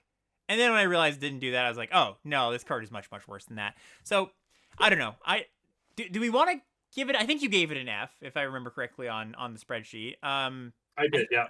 I think it's probably a little bit better than that, but not really by a lot. You're gonna sell me on the D minus. Yeah. I'm gonna say it's a playable Magic the Gathering card, but I might eat my Okay. words next week. You know. Yep. Next up, I okay, good. understand it. Sorry, say again. No, I was just gonna say I can understand it. Yeah. Next up, we have Warmaker Gunship, 2 and a red for a spacecraft at rare. When it enters, it deals damage equal to the number of artifacts you control to target creature and opponent controls, and at 6 or more counters, it becomes a 4/3 flyer. Cool. This one's like the opposite of that black one, where it's got a really good ETB, a low station cost, and like a decent sized body, and a low converted mana cost. Yeah. I mean, This card looks really good to me. yep, synergy-ish card, of course. Got to keep that artifact count high, but good card. What do we give it? Okay, before I grade it, you still might put this in your deck if it was the only artifact. Deals 1 to right? something. Yeah, I could see it. Like, if you had cards that wanted to be tapped, if you had, cards that cared about, well, I guess if you care about artifacts, you're probably not going to have those kind of cards in your deck. But yeah, I could see it. Like, it still pings for 1. I don't think it's unplayable. Yeah, so I mean that's just framing how good this card is. Like I think the average red deck has a ton of artifacts. I gave this an A. You gave it an A minus. Yeah, and especially with these, like, pinging effects, it's easy to think of, like, okay, I'm looking at the board and I kill a 1 toughness creature, right? But you also want to think, okay, well, if I go to combat and I attack, is my opponent likely to block in a way where maybe I attack my 3/3 into their 4/4, this thing finishes it off. Maybe I attack my 2/3 into their 2/3, I get to eat their creature there, right? So it's not just 1 toughness creatures. Yeah. Next up, we've got another cool build around, Weapons Manufacturing. 1 and a red for an enchantment at rare. Whenever a non-token artifact you control enters, create a colorless artifact token named Munitions with, when this token leaves the battlefield, it deals 2 damage to any target. So there's no way to have this leave the battlefield. You can't sack the token. You have to find a way to get it off the battlefield. And so this is another build around that like has multiple hoops to jump through. You have to be a very artifact heavy deck with sacrifice outlets. It's powerful if you have that stuff, but it's hoops. It's multiple hoops. Yes. I still again think there might be something there. I've probably gone too high again. Like often I'm lower than you on most grades. I think for a lot of these rares, I've been the higher one. Yeah. So I'm worried about that. But I gave this a C minus. You gave it a D plus. Yeah, the natural balance of things is off in today's set review, apparently. All right, moving on the green. The first green card is Bioengineered Future. 1 green for an enchantment. When it enters, create a lander token. And each creature you control enters with an additional +1/+1 counter on it for each land that entered the battlefield under your control this turn. So, like, 3 mana, more like 5 mana ramp spell that gives your creatures counters if you can keep hitting your land drops. It's an interesting one. I played against this a bunch of times, and it never really scared me. Yeah. Which is kind of what I thought it was going to be. Like, I had graded it fairly low, but I think that's going to pan out. Interesting card, but probably people might think it's better than how it actually plays. I gave it a D+. You gave it even lower at a D. Yeah. And also, again, noting the 1 green double pip on a cheap card, that matters quite a bit. Or I should say a card that you are planning to play early. I was saying triple pips on that black removal spell. Like, that's not so bad because you don't necessarily have to cast it early. This one I'm more picky on. Famished Worldsire is 5 green for a Mythic. It's a 0/0. It gets bigger somehow, though. So it's got Ward 3 and Devour Land 3. And what Devour is or Devour Land specifically, as this creature enters, you may sacrifice any number of lands. It enters with 3 times that many +1/+1 counters on it. So let's just say you have 8 lands in play, you cast this, you can sack all your lands, and it gets gigantic, just like absolutely massive. When this creature enters, look at the top X cards of your library, where X is this creature's power, put any number of land cards from among them onto the battlefield tapped, then shuffle. So gets massive, but you get all your lands back, most likely as well, and you thin your deck of all your lands too. pretty much. You're very unlikely to draw a land as the game goes forward. Really sweet 8-drop. Yeah, I got this pack 3, pick 8 Oh, in a draft, which maybe is just people not realizing that it's better than it seems. It was excellent. Like if I ever curved into it, I would always just sack all my lands, whether it's 7 or 8, mm-hmm. and then just go nuts from there. In the later game, there was a couple spots where I had like 10 lands, and I would sack like 7 of them, Right. just because it like being bigger than a 21/21 doesn't really matter. Keeping a few extra mana sources will probably help you. Totally. But it got answered right away most of the time, but it cost my opponents a ton of mana, and then for the next 5 turns of the game, I drew gas and my opponent didn't, and I won. So like, they may not realize what it was that caused the win, but it was this card. Like it just did exactly what I wanted it to do. Yeah, yeah, and somebody in chat points out, oh, I didn't realize that you could sack more than 3. Yeah, that 3 for Devour Land, that's just the number of counters you get per each land. Yeah, that's a multiplier, not a. Yeah, it's a multiplier. Exactly. Yeah. So what do we give it? We both gave it a B+. Yeah, really cool card. Next up is Frenzied Baloth. Green for a 3/2. It's a rare. A lot of text for a fairly simple card when all things are considered. So green for a 3/2. Can't be countered. Trample haste. Creature spells you control can't be countered. And non-combat damage can't be prevented. Combat damage. Oh, sorry. Combat damage can't be prevented. Yes. Yeah, combat damage can't be prevented. Yeah.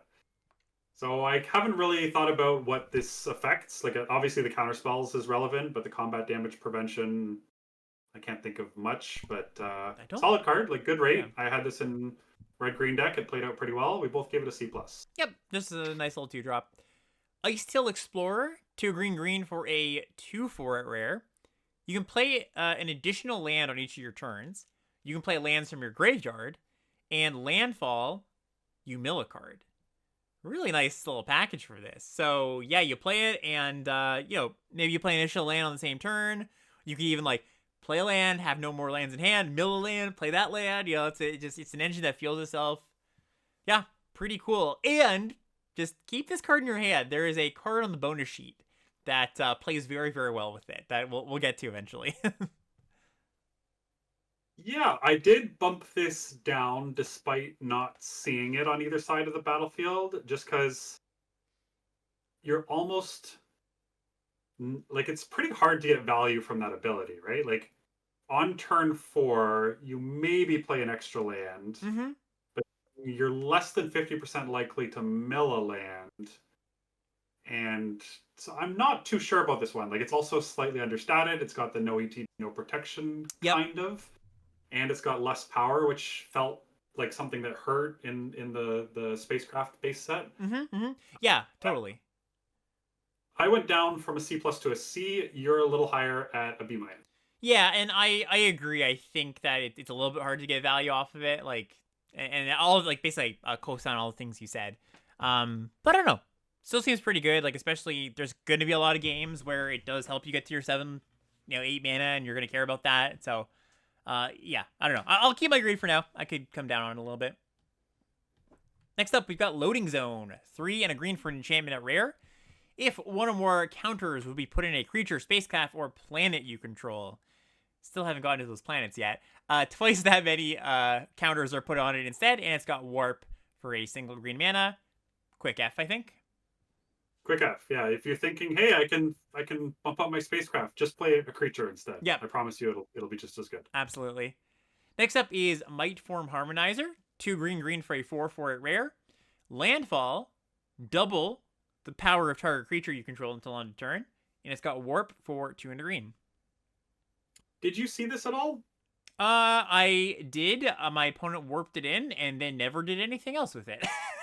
So basically, no. Yeah, I didn't see it. This is another one that I didn't see and moved down just because, again, it's like the no ETB, no protection in a set with so much removal. Yeah. And it's not like if you trigger it, it's game winning. Like it sometimes won't even really matter. Won't do that much. It helps you. I mean, it helps you station your spacecraft. It maybe gets in a chunk of damage, but I think it's going to be one of those rares that kind of flatters to deceive. I've given it a C. You are at a B. Yeah, I could come down on this, I think. I think just the dream of once again, this 7/7 flyer just keeps popping up in my head. Like, double the power of that thing. Get in, kill you. But you're right though. I think that no ETB, no protection or anything, that nugs it down a little bit. So I'll join you. I'll give it a C. Next up is Ouroboros. What a card. 2 green for a 1/3 mythic. At the beginning of combat on each of your turns, at the beginning of combat on your turn, put X +1/+1 counters on each creature you control, where X is this creature's power. So, of course, it feeds into itself. It grows right away. It has an enter the battlefield effect effectively, right? Even though it doesn't say enter the battlefield, it triggers right away. Just grows out of hand so fast. Even if your opponent untaps and answers this right away, you still probably got some counters out of the deal. And if they don't, you're just going to win the game very easily. Yep. We both gave this an A+. Yep. Seems great to me. Next up is Sledge Class Siege Ship. 2 and a green for a spacecraft at rare. It becomes a 4/5 flyer that says whenever the spacecraft attacks, you can put a creature card from your hand onto the battlefield, and it becomes that at 7 counters. So we see these, I feel like, every set these days, just that when I attack, you put a big thing from your hand on the battlefield. And they're usually pretty bad, and I don't think this card is much better, but it being a spacecraft, you're just going to care about that sometimes. It turns into like an okay creature. I don't want to talk it up too much, but I think it's better than the Grimoire or whatever from last set. I think it's like in the playable range. Barely. So wait, is there one spacecraft at rare in each color, and like white, blue, black, and green all have no ETBs, and then the red is just like insanely good? Yes. I think that's how it panned out. Yeah. Okay. Okay, sure. This is one of the bad ones, I think. Yeah. We both gave it a D. Same thing that we talked about with the black one. There's just kind of, a bunch of risks here. Mm-hmm. Yeah. Like, I'm talking it up a little bit. Don't want to talk it up too high. Just like better than the cards that look like this by a smidge. Terra Symbiosis is up next with really cool art. 2 and a green for an enchantment at rare. Whenever you put 1 or more +1/+1 counters on a creature you control, you may draw that many cards, but you do this only once per turn. Interesting. I remember reading some of my dad's old comic books he had from England that were about like something in space, that the art reminded me of this. It's like this weird childhood flashback memory I have that's unlocked that I would have never thought of otherwise. I think that's what they're going for here. Yeah. Yeah, that's about the only good thing I can say about this card. I think it's kind of a bit of a trap. We both gave it a D. Yeah, I think so too. Just like 3 mana, do nothing. Yeah, we've had a lot of cards like this in the past, and they've never really amounted to too much. Okay, gold cards now. Space-Time Anomaly is the first one. 2 blue-white for a sorcery at rare. Target player mills cards equal to your life total. So I had actually a few people during early access asked me about this card, and I didn't really pay much attention to it. People are saying, well, if it's slow format, like, maybe this is a good win condition. Maybe you can mill your opponent out. I'm not completely opposed to it, but I'm skeptical because this is not like, it's not fixed, right? So you could draw this and it could be a mill 7, it could be a mill 5, right? Even if it's a mill 20, that's not necessarily going to do that much. And I don't think, correct me if I'm wrong, I don't think there's a way to buy back a spell from the graveyard in this set. There's a way to buy back one with CMC 2 or less, the red thing. But there might be. I would be surprised. I mean, there's so many cards. There must be something, but I can't think of one. Yeah, maybe chat can let me know if I'm forgetting anything. But yeah, I don't know. What's your take on it? So when I play against like really strong player who's streaming, I often go back and watch the game from their side afterwards to see if like they thought of any lines or interesting spots that I might have missed. Yep. So I played against El Gran Boa in early access earlier today, and with my red-green deck, and I curved out and crushed him perfectly. Turns out he had this in hand, and it was a blank, did literal nothing, which is kind of what I expect of it. You've given it an F, which I fully stand beside. I gave it a sideboard grade, because I think if you're in like a super slow control mirror, that might be the spot where it's pretty good. Yeah, that's fair. When both players' life totals are gonna stay fairly high. Yeah, no, I can buy it. I agree. Not a complete F, but virtual one. Number 7, Singularity Rupture is 3 blue, black, black for a sorcery at rare. Guess what the first line of text is? Destroy all creatures. Then any number of target players then any number of target players each mill half their library rounded down. So this one, not as powerful. It's 6 mana, which is expensive for a field wipe. Its additional effect I don't think matters all that much. Like, unlike the last one, this is never going to mill you out or mill your opponent out entirely. Yeah, just kind of a whatever card. I somewhat disagree. Like blue black has a lot of card draw and removal. I think you can play a game where the mill is like one of your win conditions. Right, as in like it's relevant enough where it's like, okay, I wipe the board, they mill 10 cards, they go to 10, and I've got enough removal to kill anything else that matters, right? Like you're not actually gonna kill them on the close to the turn that you cast it, but it's like eventually, I'm cutting off the number of turns that you have to kill me. Yeah. Yeah, so yeah, it's 6 mana Wrath, not fantastic. I gave it a C minus. You gave it a C. Yeah, totally. Okay, number 7, pretty much. Mutinous Massacre, which I think is one of the best cards in the set. 3 black, black, red, red for a sorcery at rare. Choose even or odd. Destroy each creature with mana value of the chosen quality. Then gain control of all creatures until end of turn. Untap them. They gain haste until end of turn. I had a lot of... Oh, so yeah, you go first. Well, no, I just wanted to correct you because the last card was number 7. Oh, sorry, this is number 8. Sorry, yeah, my bad. Yeah. I'm getting confused, so many of them. Yeah, so I faced red-black quite a bit yesterday, and I think I beat every red-black deck I faced, but so often I just had this card in my head going like, hey, I'm in a pretty darn good position, but they're getting up to 7 mana, and if they have this card, I'm just dead. Like, there's just like, I literally just die here. So extremely scary card. Like I said, I think it's going to be one of the best in the sets. I don't know if you have anything to add on to that, but... Well, we got a raid from Mike Sigrist a few minutes ago, and it's too bad that didn't... I'm assuming he's gone by now, because he probably, raided when he had to stop streaming and leave. But he apparently didn't like this card. I'm not sure if there's a solid reason behind that. I think this is excellent. Like, either the scenario is your odd evens don't match with your opponent, in which case it's a Plague Wind, or if your odd evens do match with your opponent, it's just like an insurrection and win the game. Yep. Both of those sound like they just win the game. Yep, absolutely. So what do we give it? Yeah, you gave it an A. I was slightly lower at an A minus. Yeah, no, just seems very good. Biotech Specialist is red-green for a 1/3 rare. When it enters, you make a lander token, and whenever you sack an artifact, it deals 2 damage to target opponent. I had this in red-green. It was quite good. It was like ETB and a passive ability is a nice combination of cards. You gave this a B+. I gave it a B. Yep, just seems good.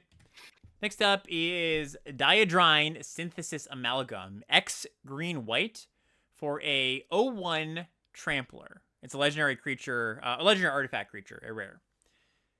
Diadrine enters with a number of +1/+1 counters on it equal to the amount of mana you've spent. And whenever you attack, you can remove a +1/+1 counter from each of 2 creatures you control. If you do, draw a card and create a 2/2 colorless robot token. So, the way this works out, of course, is like you put 1 into X, it becomes a 3/4. So it's always going to be slightly above vanilla test, basically, 4 mana, 4/5. And yeah, that last ability is worded a little bit funnily. Like, whenever you attack, you may remove a +1/+1 counter from each of 2 creatures you control. So it has to be 2 creatures, and you remove 1 from each, if I'm reading that correctly. Yes, correct, yeah. Okay. Yeah. Yeah, I had an opponent on the play curve the white 1/1 that comes into play with a counter that moves it when it dies. Yeah. Into this, and then on turn 3, like, only attacked me for 1, but had like 3 creatures on the board and threatening to do it again next turn. It was not pretty. I lost that game pretty handily. It was quite a scary card. Right. It does Uh, say whenever you attack. It doesn't. It's not with attack with this. That's a it's kind of basically an enter the battlefield kind of effect. yes, you do need to have like there is still some awkwardness because if I had just played a 2-drop, Mm-hmm. the 1/1 wouldn't have been able to get in. So there's like some risks there, but Yeah. still a good card. We both gave it a B minus. Yep. Seems very solid. Servandum Sunstar Exemplar is black white for a 2/2 Vigilant Menace, legendary creature at rare. Whenever another creature you control dies or is put into exile, you put a +1/+1 counter on Servandum and you gain 1 life. And whenever Servandum dies or is put into exile, while its power is 4 or greater, destroy up to 1 target non-land permanent. Okay. I like that this one's more pushed for a color pair that's slightly less supported. Yeah, This card's good. I agree with that, definitely. Yeah, Yeah, just nice. Okay, go ahead. I was gonna say plays nicely with warp, like because your stuff doesn't actually have to die. You can just warp it and put it into exile too. Totally. Yeah. I gave this a B minus. You gave it a B. Yeah, just a really solid 2. Pinnacle Emissary is up next. This is 1 in blue-red for a artifact creature at rare. It's a 3/3. Whenever you cast an artifact spell, you create a 1/1 colorless drone artifact creature token with flying that can only block creatures with flying, and warp for a hybrid blue-red mana, so only 1 mana. Nice. This pumps out a lot of bodies. yeah, jeez. Yeah, very annoying card. Both gave it a B plus. Just very good. Yep, just a good card. Yeah, I've heard some people talking about that card for Constructed. Cosmogoyf is black-green for a star +1 star. It's just the classic Tarmogoyf power and toughness line. It's power and toughness. Sorry, this creature's power is equal to the number of cards you own in exile, and its toughness is equal to that number +1. F. Yeah, this is for the black green graveyard archetype that they talked about. That Yeah. has nothing to do with your graveyard. It's unplayable. It's enough. Yeah, to make it a 2/3, you have to have 2 cards, and you have to have warped 2 cards and not want to cast them, basically. So, yeah.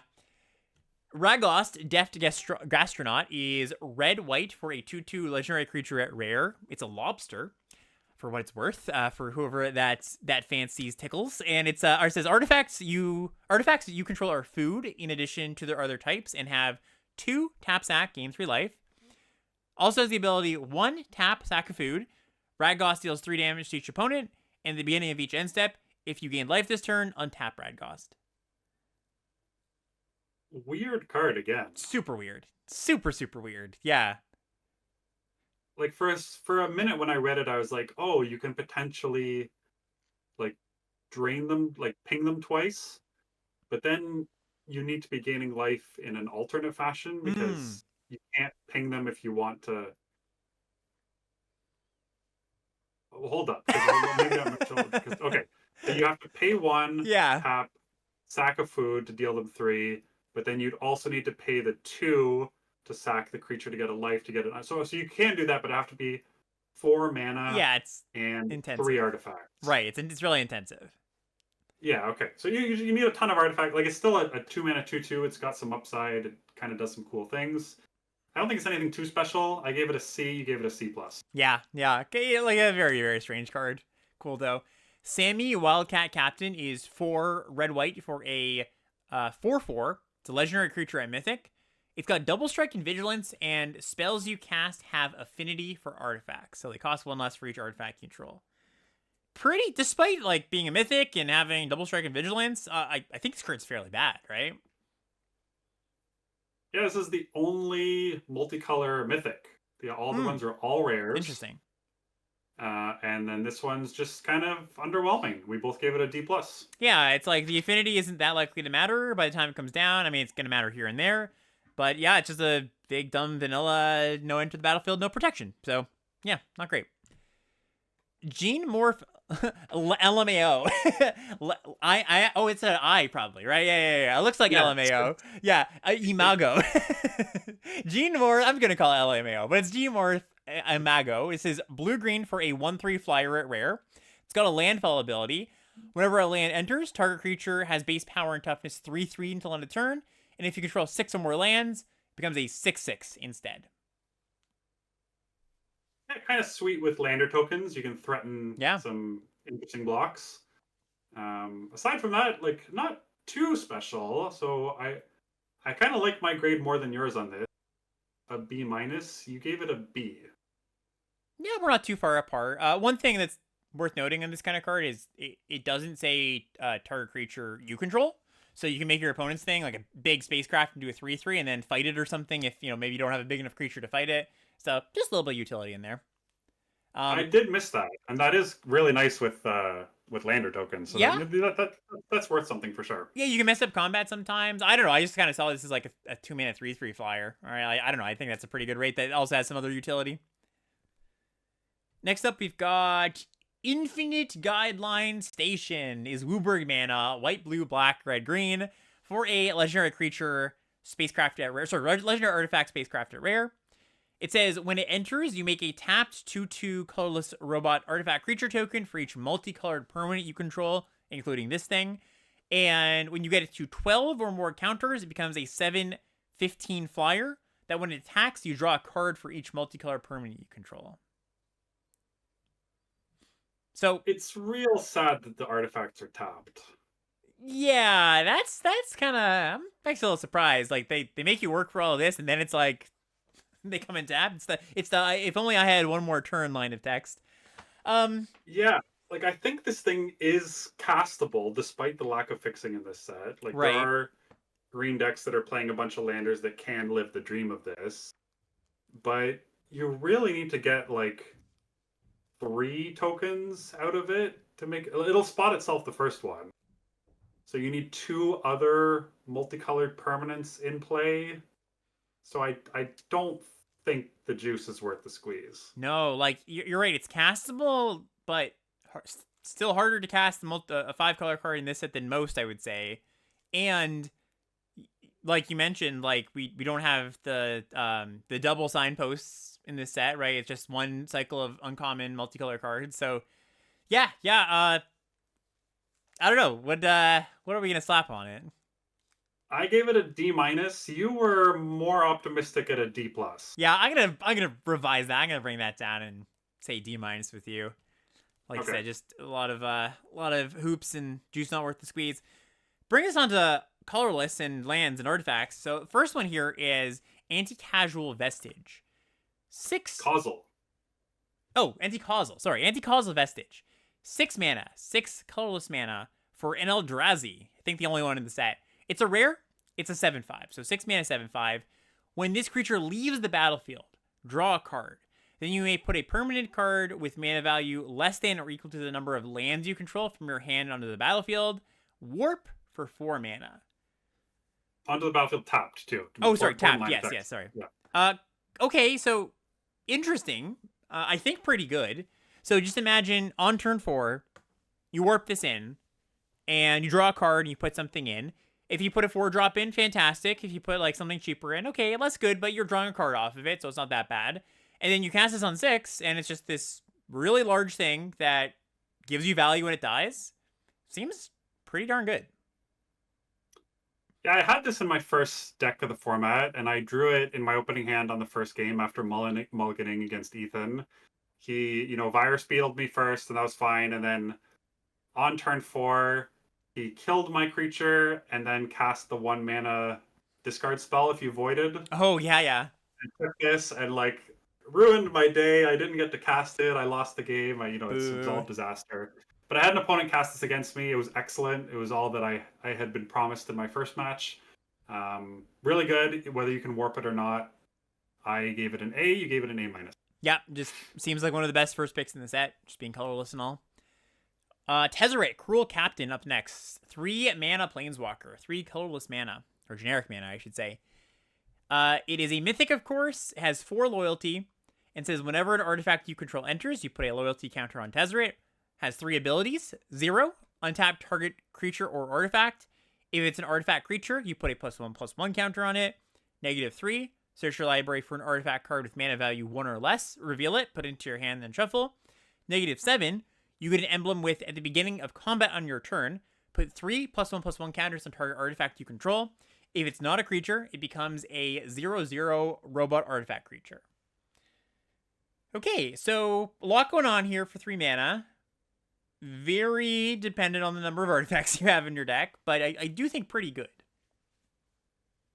Yeah, I don't think the second ability matters that much, like whether you have targets mana value 1 or less to get. Mm-hmm. It's more if you can consistently get the +1/+1 counter from the first ability. Agree.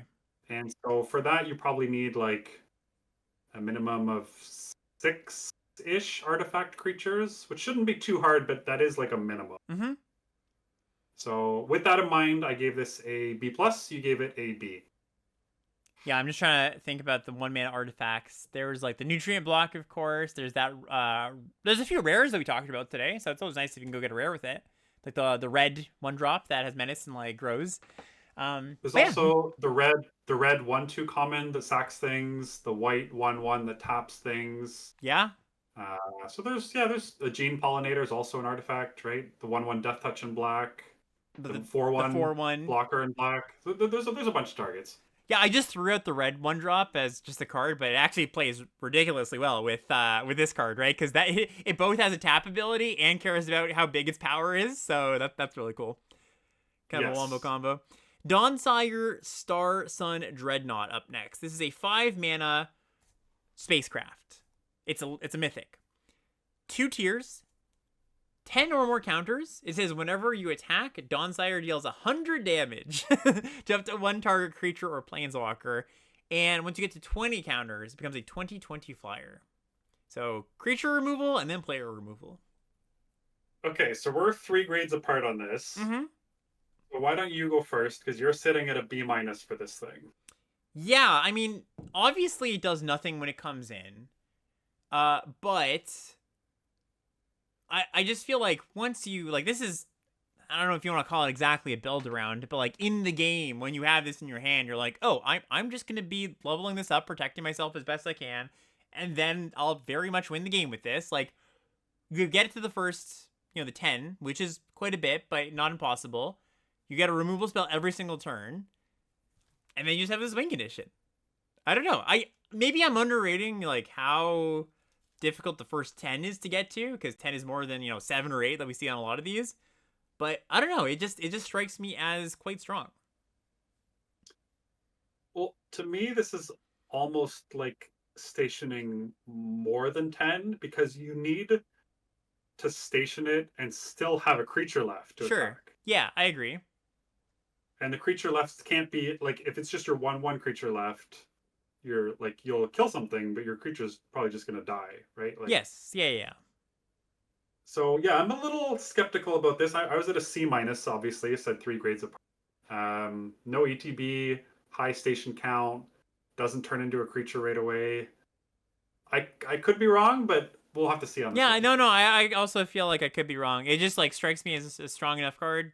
Obviously, there's game states where it's just gonna be pretty bad, but yeah, we'll see.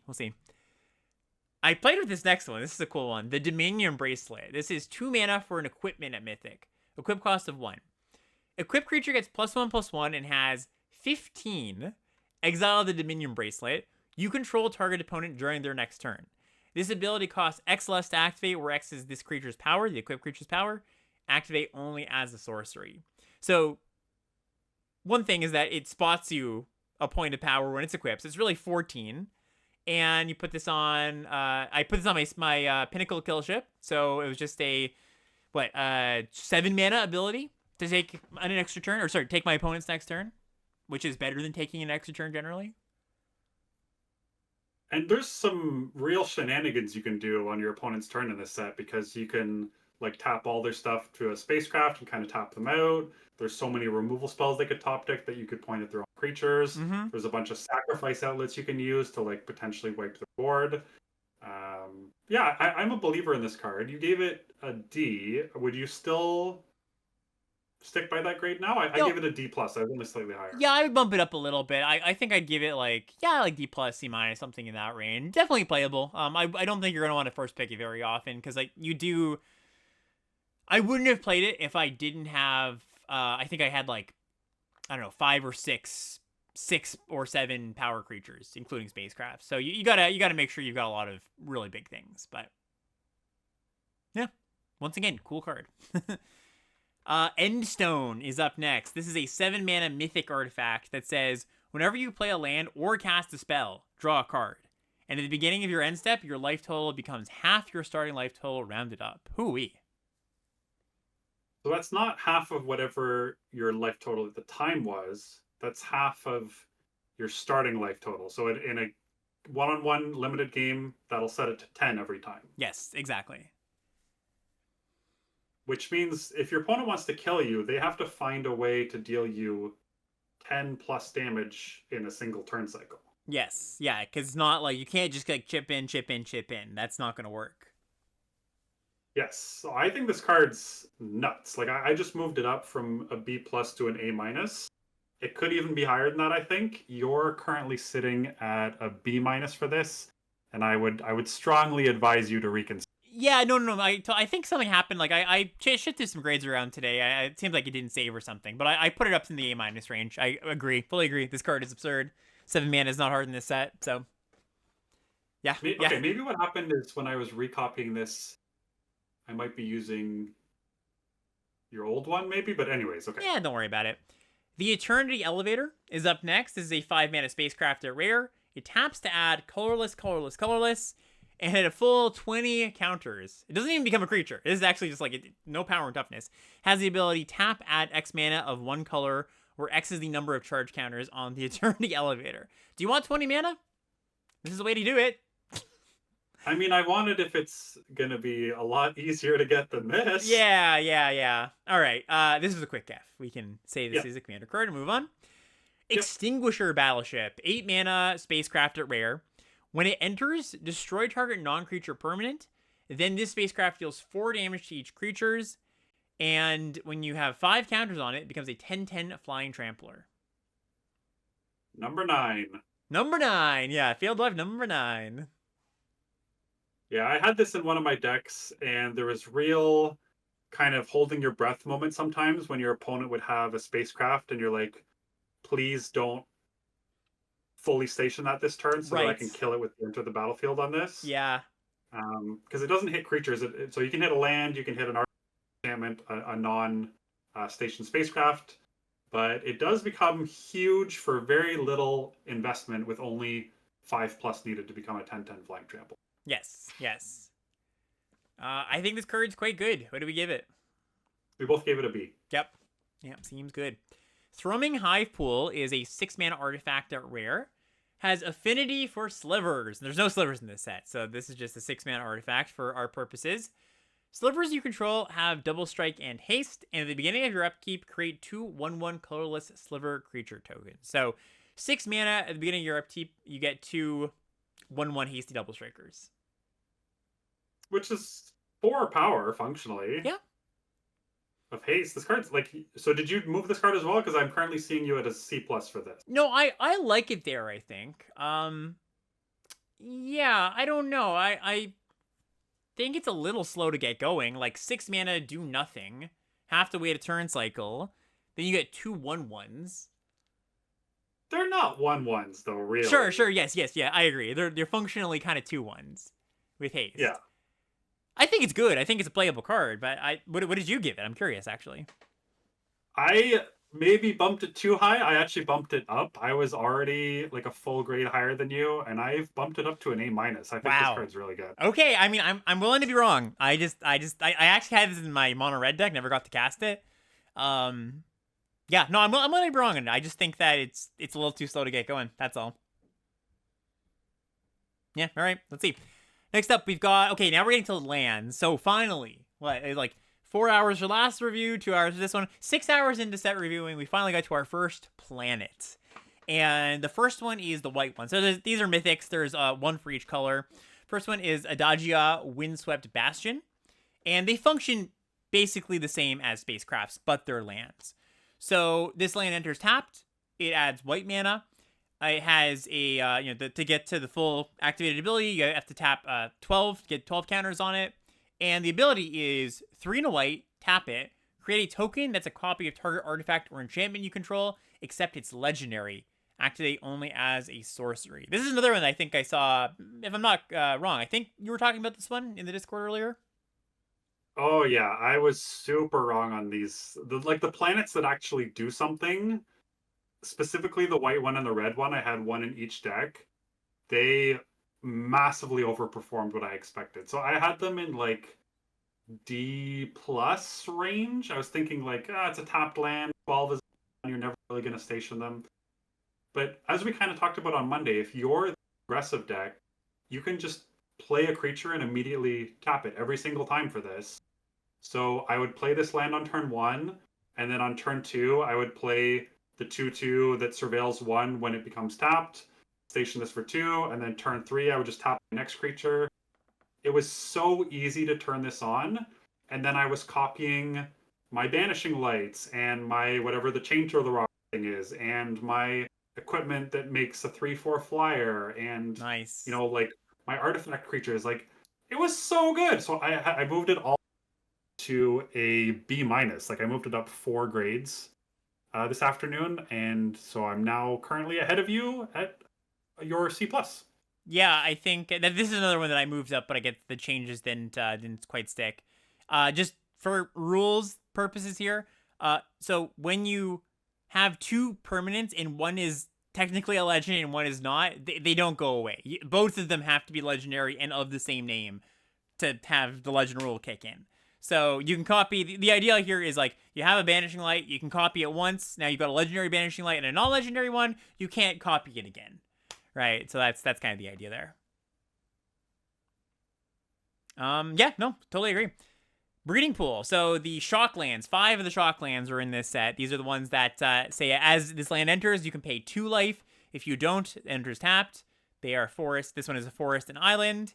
And yeah, just like any rare land, it's gonna get like a C plus. Yep. Yeah, happy to just do these reasonably Yep, quickly. we'll just go through all of them. Now we have the green planet though. So Evendo, Walking Haven. This one taps for green, of course, and at 12 counters, you get the ability green, tap, add green for each creature you control. Not as interested in this one.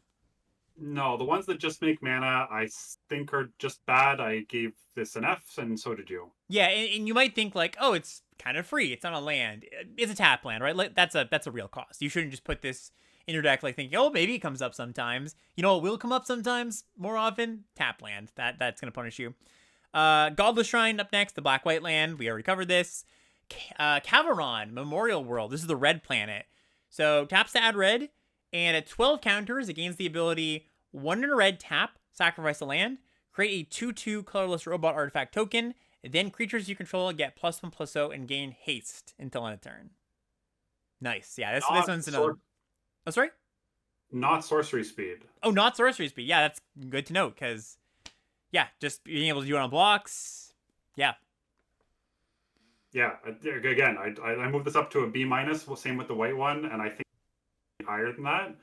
I have you at a C minus here. I don't know if you've readjusted that potentially. Yep. I bumped it up to, I think, B or something like that. Okay. By the way, I think I'll call this out now. I think you maybe mentioned it before, but we didn't mention it at the beginning. These grades are all going to be in the link in the show, like either on the YouTube or the podcast feed. Marc has been very kind in maintaining the limited level ups tier list for the past few sets. He'll continue to do it this time around, so you can check that out with the upgraded grades down below. Next up, Sacred Foundry, Red White Land. Don't need to cover that one, we already did. Secluded Starforge is a colorless land at rare. Taps that colorless and has 2 abilities. 2 tap, tap X untapped artifacts you control. Target creature gets +X/+0 until end of turn. Activate only as a sorcery. 5 tap, make a 2/2 artifact token. Yeah, that 5 tap ability is really nice. It is. Yeah. It's Yeah. like having a land that can basically just win you the game is worth the cost of putting a colorless land into your deck. Right, and we're going to get into this more when we get into the bonus sheet in a few minutes. But you do also want to consider playing a colorless land like this, a very powerful one, as an 18th land rather than as your 17th land, right? Just to make sure you can just have your colors to cast your other spells. And yeah, especially if maybe you're splashing, you probably want to count this as an 18th land rather than the 17th. Yeah, good call. Yeah, we both gave this a B minus. Yep, Stomping Grounds, green-red shock land. The black planet now is Susur, which has the ability to, at 12 counters, 1 in a black, tap, pay 2 life, sacrifice a creature, draw cards equal to the sacrificed creature's power. This one is sorcery speed only, though. So this one I still think is kind of bad. I mean, yeah, this is like right on the edge of what will hurt you more, tap land, or what, does the tap land outweigh the, or so the effect outweigh the effect of the tap land here? That's what I'm trying to get at.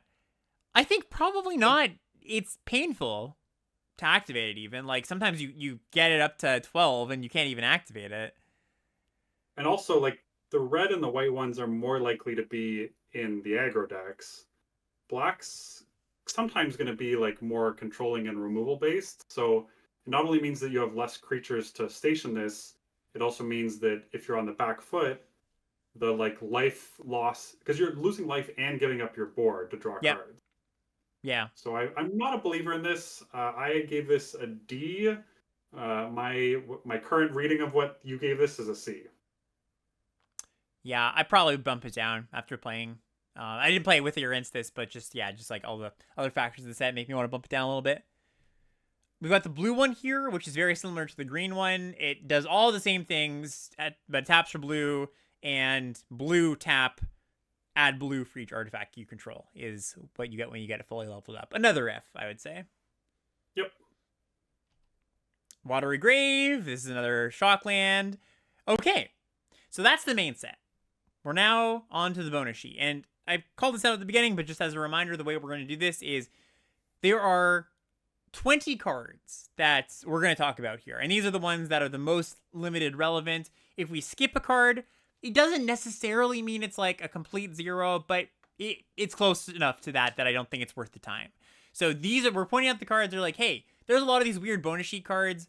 These are the ones that you should, when you see them in a pack, consider them. Also, just for some numbers, I believe these lands appear in 1 out of every 8 packs, so they're very uncommon. It's like the most spread out bonus sheet we've seen so far. Okay, so our first land here is a classic. This is Ancient Tomb. It taps to add Colorless, but it deals 2 damage to you when you do it. What's your take on Ancient Tomb, Mark? I honestly don't know. Like, I find a lot of these lands that are kind of that are colorless and on this sheet. So, as you said, it's 1 per every 8 packs. So there's going to be about 3 of these lands opened per draft. But a lot of them are going to be low enough picks that I think you will see a couple of these lands on average. Like, it's not like you're never going to see. It's just that you might not see a specific one that often. Yes, I agree with that.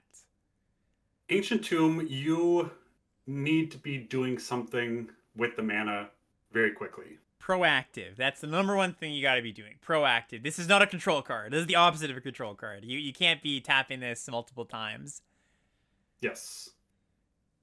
So you need to both be on the front foot and have a good use for the colorless mana. Like, the like green 3-2 rare that we saw is not friends with Ancient Tomb whatsoever. But there's going to be decks that want it. So both of us gave it like a very cautious, I will say, C- grade.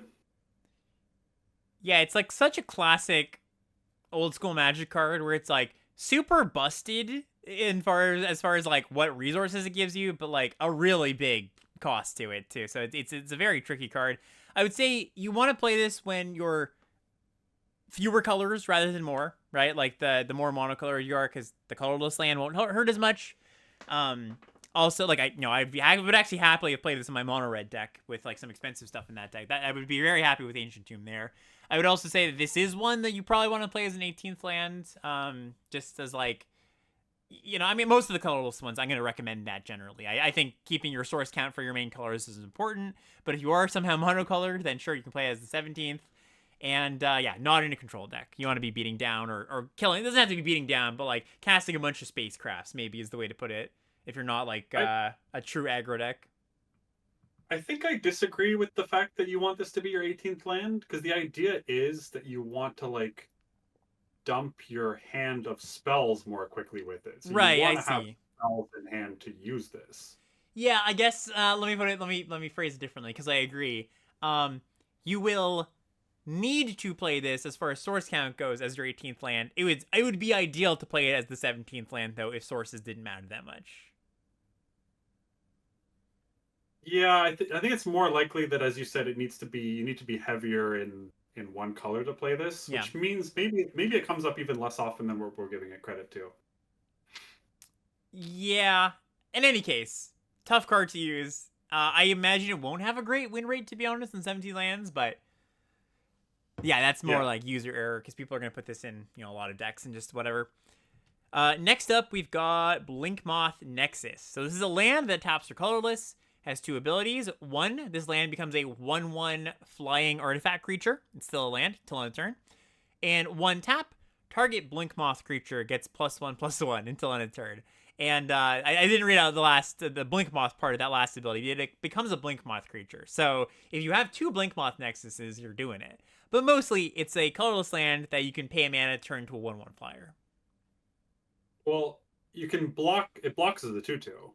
Oh, that's right. Of course. Yes, yes, yes. I forgot that's what this card is supposed to do. Yeah, that's the whole joke there. Just make sure you don't try and do it the turn you cast it, because people Right. often don't realize that lands have summoning sickness once they Mm-hmm. become creatures. Yep. So if you like animate it, then block the turn you cast it, well, like the on your opponent's turn after you cast it, and then you go to activate it, won't let you do that anymore. But still a solid card, near and dear to my heart. One of my first top results was playing Mono Red Affinity when Modern was brand new, and these and Inkmoth Nexus were responsible for a heck of a lot of wins. Nice. Will be played. There's 13 man lands in this set, or creature lands, I guess they're called now. So there's a lot of opportunities for lands that turn into bodies. This one I gave a C. You gave it a C plus. Yeah. I'm gonna go back a second. Actually, chat's calling out Blast Zone. I skipped Blast Zone. This was like right on the edge of the 20 lands I mentioned, but enough people are talking about that. We'll go over this one. So Blast Zone is a land that enters with a charge counter. You tap to add colorless mana. XX, tap it, put X charge counters on this land. 3 tap it, sack this land, destroy each non-land permanent with mana value equal to the number of charge counters on this land. I skipped this because I think it's not particularly good in limited very often. Like, we've had this quite a few times. Like, it's a constructed card where generally things in constructed are cheaper and smaller, and like Blast Zone, like, so like, okay, you've got a bunch of 2s or 1s. I Blast Zone, kill all your stuff. In constructed, in limited, I don't think you're going to choose to put this in your deck very often as far as source counts go, and I don't think I'd often play this as an 18th land. I don't know if you feel differently about that. Chat seems to feel differently about it. No, I agree with everything you said. I think you put it beautifully. The only thing I'll add is that this is sweeper number 10. Oh, that's a good reason. That's good enough reason to cover it. We get to 10. I'm glad we covered it. All right, Bonder's Enclave is up next. It taps for colorless mana, and then it also has the ability 3 tap, draw a card, activate only if you control a creature with power 4 or greater. This one's interesting. It's I think the last time we had it was solid. It was like you want it in your green decks in most formats, but in this format you're gonna have colorless cards that are 4 power, or not necessarily even colorless, but like big blue spacecrafts, big white spacecrafts, or whatever. So I think it's worth the slot if you've got, I don't know, maybe 5 things that this thing cares about. I wasn't so sure about this, so you gave this one a C. I gave it a D plus. Mm-hmm. So yeah, colorless lands are going to be tricky because you can't be too greedy with them. But this one certainly one of the stronger ones. Yeah, and I think I'm just gonna, for grading purposes, just like I'm gonna treat it as like 18th land. Maybe there's exceptions here and there, but I'm just gonna think like, okay, this is you're putting this in your deck as the 18th land, so colorless doesn't matter as much. Sure.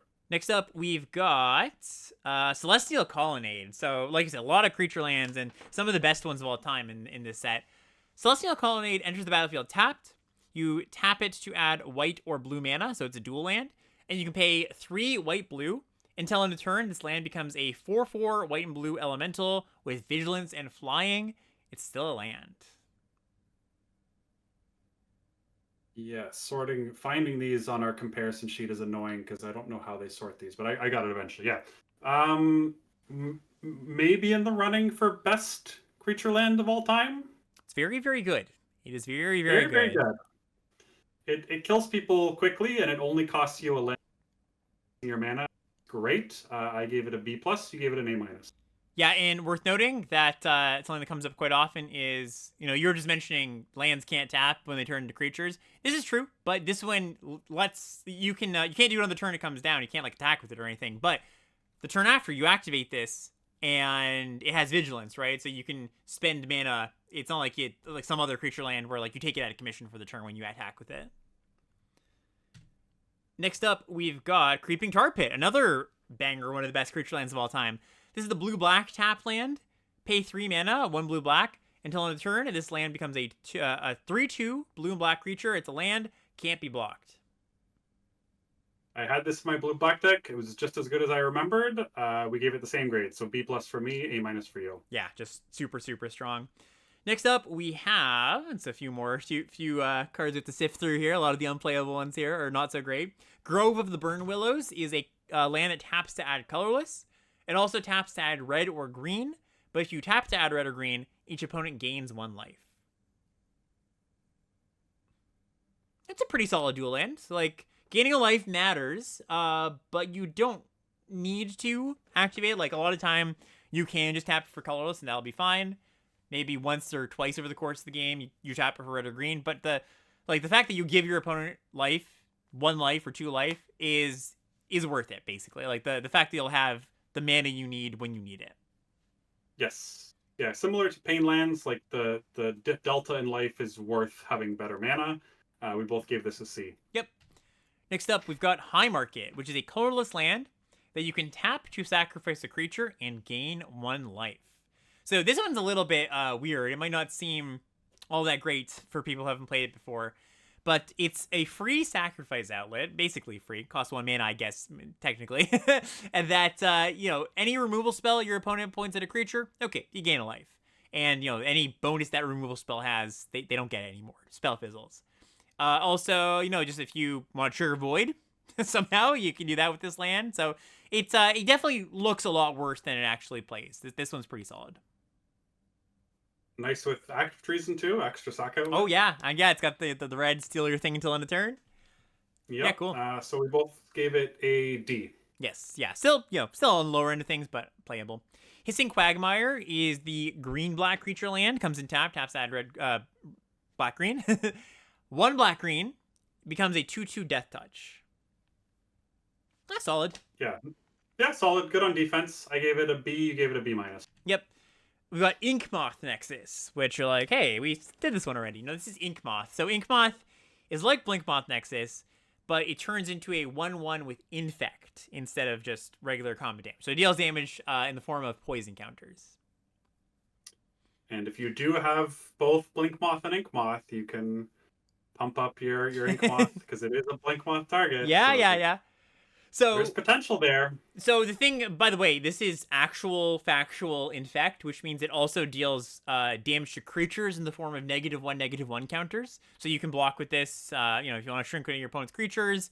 But mostly, I think you're looking to you can combo kill with this in a lot of ways, or not combo kill, but pump it somehow, put a counter on it. It's a very quick clock in a game that's kind of stalled out. So yeah, you like this one better or worse than Blinkmoth? Worse. Yeah. It's got to be worse. Yeah, I think so too. How much worse is still kind of up in the air, because just having a land that can even just turn into a chump blocker sometimes is worth a bunch of equity. I gave it a C minus. I could see it being even lower than that. I gave it a. Yeah. Next up, we've got Inventor's Fair, which is a legendary land that says at the beginning of your upkeep, if you control 3 or more artifacts, you gain a life. Taps for colorless. And you can pay 4 and sack the fair to search your library for an artifact card, reveal it, put it into your hand, and shuffle, but only activate this if you control 3 or more artifacts. Yeah, it should be reasonably likely to get this turned on eventually, which you have to do. But the dream is there. We gave it the same grades as Inkmoth, so a C minus for me, C for you. Yeah. Next up, we've got Lava Claw Reaches, which is the red-black creature land. Taps to add red-black, and 1 black-red. It turns into a 2/2 with basically fire breathing. You can pay X to give the creature +X +O until end of turn. The runt of the litter. Yeah, this is the original tapped creature lands that were from Zendikar were all very, very good. This one is the worst of the bunch. Still solid, but not as good as Creeping Tar Pit or Celestial Colonnade or anything. Yeah, we both gave it a C. Yep. Next up, we have Lumbering Falls, which is the blue-green creature land. 2 blue-green, it becomes a 3/3 hexproof until end of turn. Which is also kind of mediocre. Kind of whatever. It blocks fairly well. You have this up, your opponent can't attack with 2/2s, really. But, yeah, it's kind of fine.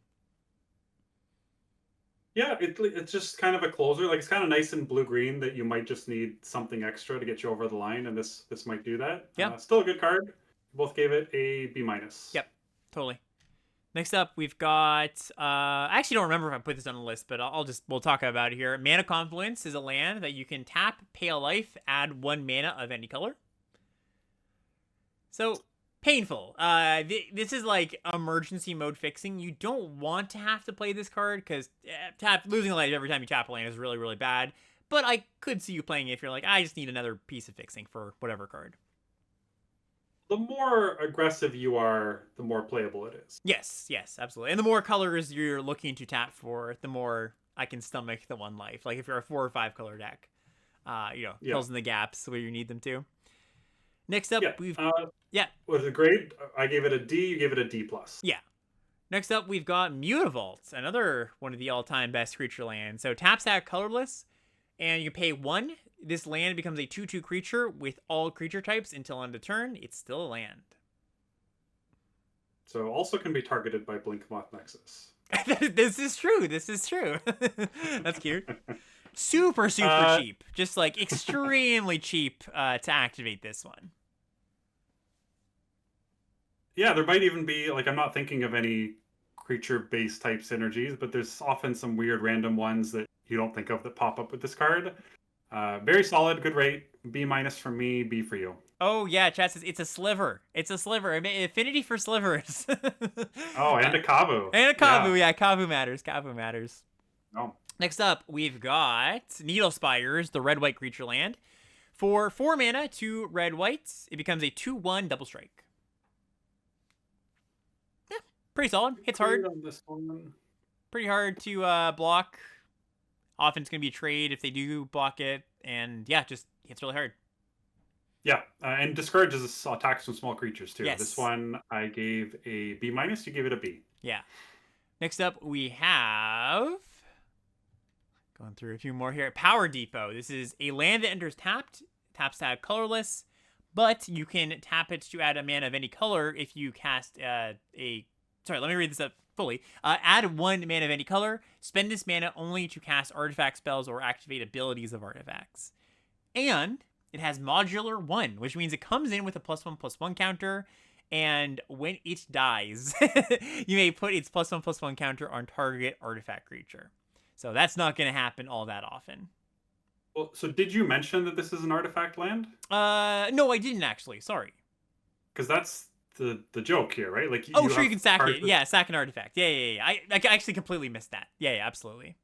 Yeah, there are a number of cards that sack artifacts. Some of them at instant speed. So like this could be like a combat trick sometimes. Yeah. Yeah. So which out of your land is very powerful as a free slot. Totally. Yeah. So we give it. I gave it a D+. You gave it a C. Next, we've got Raging Ravine, another one of the OGs. This is the red-green one. 2 red-green until end of turn. It becomes a 3/3 with, whenever this creature attacks, put a +1/+1 counter on it. It's still a land. Notably, ability is kind of weird. If you activate this multiple times, if you have the mana to do that, you actually get to put that many counters. So if you synced, if you have 9 mana, 8 mana plus this, you can activate it twice and it'll actually put 2 +1/+1 counters on it.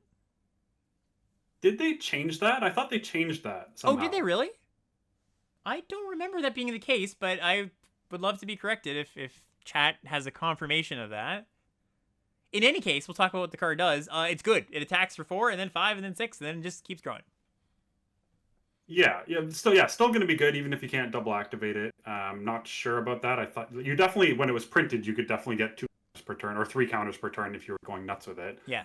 I gave it a B. You gave it a B plus. Yep. Next up, we have Shambling Vent. So this is the black-white creature land. And it is for 1 black-white, it becomes a 2/3 lifelink. Yeah, good card. Yeah. You're high. We've been like pretty close on most of these. You're a little bit higher on this one. You gave it a B plus. I gave it a B minus. Yeah, and Chad is just saying, by the way, they did not change it. So you can do that double activation trick. Okay, okay. Next up is Stirring Wildwood. This is the green-white one. 1 green-white, it becomes a 3/4 with reach. Yeah. Yep. Solid. Not the flashiest, but just big for its size. Yep. B minus from both of us. Yep. Okay, Strip Mine. So this is a colorless mana, tap sack colorless. But you can also sack it, tap sack, destroy target land. Powerful effect, very powerful effect. This is the card, I was talking about the green rare that plays lands from the graveyard. That was the one. This is the card I was like, yeah, keep that card in mind because you just destroy all your opponent's lands. Kind of cool. People are gonna feel why they don't print land destruction spells anymore. Or land destruction lands, for that matter. Yeah. Yes. This card is real crazy. Like, you think, okay, we're even, right? I destroy a land, you destroy a land. But you get to choose what land you destroy. So you can destroy, maybe they have, like, the common tap sad mana of any color, and that messes up their mana. You could do this against a mana screwed opponent. That's just like the absolute worst, where it's just like they missed a land drop and you're like, okay, the game's over now. Great. This is great. You can also, be in spots where you're just like, I have a pretty cheap hand here. Like, I don't really need the mana. I'll just strip mine you and play a 2-drop instead of playing a 3-drop. It maybe not often on turn 3. Although sometimes. It actually depends. Depends on your hand. So yeah. This is another one I would want to play as an 18th land, as a spell land, but very powerful. Yeah, this is kind of like every time you do it, you're rolling the dice, and like, if it comes up tails or whatever, then you've just time walked both people. Like, you've just basically skipped a turn. Yeah. And if it comes up heads, then you've just straight up won the game because you hit their like 1 island and they have 3 swamps, and then they just never draw another island. So extremely high potential. We both gave it a B minus. Yep. Strong card. All right. Swarm Yard is a cool one. So this is a land that taps for colorless, and you can also tap it to regenerate target insect, rat, spider, or squirrel. Not a lot of squirrels or spiders or rats in this set, but there are, like we mentioned on the common and uncommon set review, quite a few insects in this set. And for those who are not familiar with regenerate, because it's kind of an old ability, this is the next time it would be destroyed this turn, the creature you're targeting. Instead, you tap it, you remove it from combat, and you heal all of its damage. Yeah, this often gets new players because the word regenerate implies that you use it as the creature's dying. Yes. You actually need to use it before the creature, like in response to the creature dying, and it functionally puts a shield on the creature that will then like bring them back. So just make sure you're activating this properly. This is the second time this card has been on a bonus sheet. This was in the OG bonus sheet in Time Spiral, where it had very few targets. Yeah. I remember I played a heck of a lot of Time Spiral. But this time there's tons of insects, and I think this card's gonna be really good. So if you have the insects, this could be potentially a pretty high pick. We've both given it a somewhere middling grade of a C. Yep. Seems pretty strong. Next up is Sunken Citadel. It says this land enters tapped. As it enters, choose a color. Tap adds 1 mana of the chosen color. And another ability, tap, add 2 mana of the chosen color. Spend this only to activate abilities of land sources. So it just comes in, choose a color. You get to, just one of those lands we see kind of at common, set in, set out. But now you also get to pump your lands, or it gives you more mana for your lands.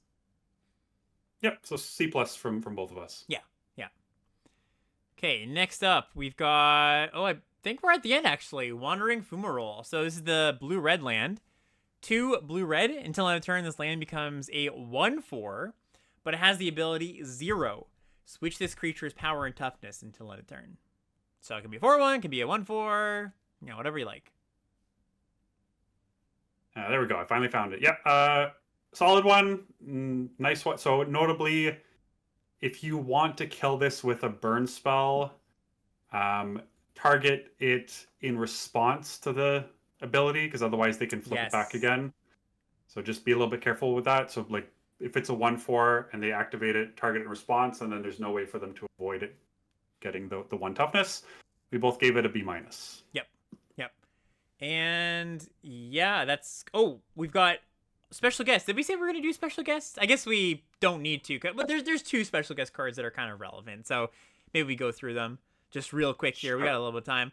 A lot of these, so these are the ones that you're going to see very, very rarely. They're more rare than Mythics, and a lot of them are actually Fs. So Deafening Silence is the first one.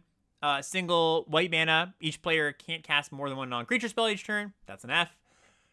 This is Robe of Stars, a 1 and a white for an equipment. The equipped creature gets +0/+3 and has the ability 1 and a white. The equipped creature phases out. The equip cost of this is 1. So phasing out is just like it disappears. You put a cup over it, is how I've heard it described. You put a cup over it until your next turn, basically. So it keeps all its counters, it keeps all its auras or equipment. It just is gone. Just kind of disappears. But it's an F pretty much, right? Maybe a D- or something. Nexus of Fate is up next. The Nexus of Fate is 5 blue. Take an extra turn after this one, and you shuffle it into your library. It's also an instant. So expensive extra turn effect, but you can get to the point where you're like looping it. You like hit it multiple times in a game. I think I graded this one a little bit higher than you, if I recall. Yeah, you were at a C plus for this. I am less optimistic at a D plus. Yeah, fair enough. Paradox Haze. Actually, you know what? I'm just gonna skip to the ones I think are relevant because there's a lot of Fs here. A lot of cards we don't even need to talk about. I think the last one here that's good to talk about is Green Sun Zenith. So X and a green. It says search your library for a creature card with mana value X or less. And then you put it on the battlefield and shuffle, and then you shuffle Green Sun Zeniths into its owner's library. Yeah, so you want like a range of targets, like something at 1 or 2 mana to get, something at more mana, and ideally a bomb.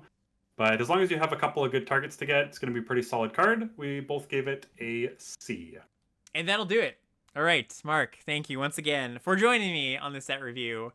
Last thoughts on the set as a whole, and maybe and I guess this last thoughts section is a little bit less relevant these days now that we're doing early access beforehand. But I don't know, maybe some thoughts on the rares. I really like the rares. So this kind of happened in Final Fantasy 2, where we graded some of the rares lower, and then it turns out some of the really expensive ones were like way better than we thought, like Arden and whatever. So there could be a bit of that this set, but I really like when they design B-level rares where you kind of have to do a little bit of something to really get them to win a game on their own. And there being a ton of removal, I think there'll be a lot of like comeback games, winnable games, not a lot of just like, oh my god, there's nothing I could do. So many rares. So hopefully it's going to be great. Good luck to everybody playing at pre-release. There is a Pro Tour for the set. It's not till almost the next set release, though, so it's going to be way down the road. But there is, I believe, an Arena Open coming up soon. So keep your eyes peeled for that. I think they've already announced the date. That'll be your chance to dive in and do some high-level limited for Edge of Eternities. Yeah, that's good news, because I know there was a bit of a scare of our Opens just done, and it looks like not quite just yet. But yeah, anyways, if you made it this far on YouTube and you're not already, like, comment, subscribe. Check out the Patreon as well. We have a Patreon if you want to support the show. Mark, awesome having you on. Love your insights. Chat loves your insights, and you're very valued here. And chat, thanks for hanging out as well.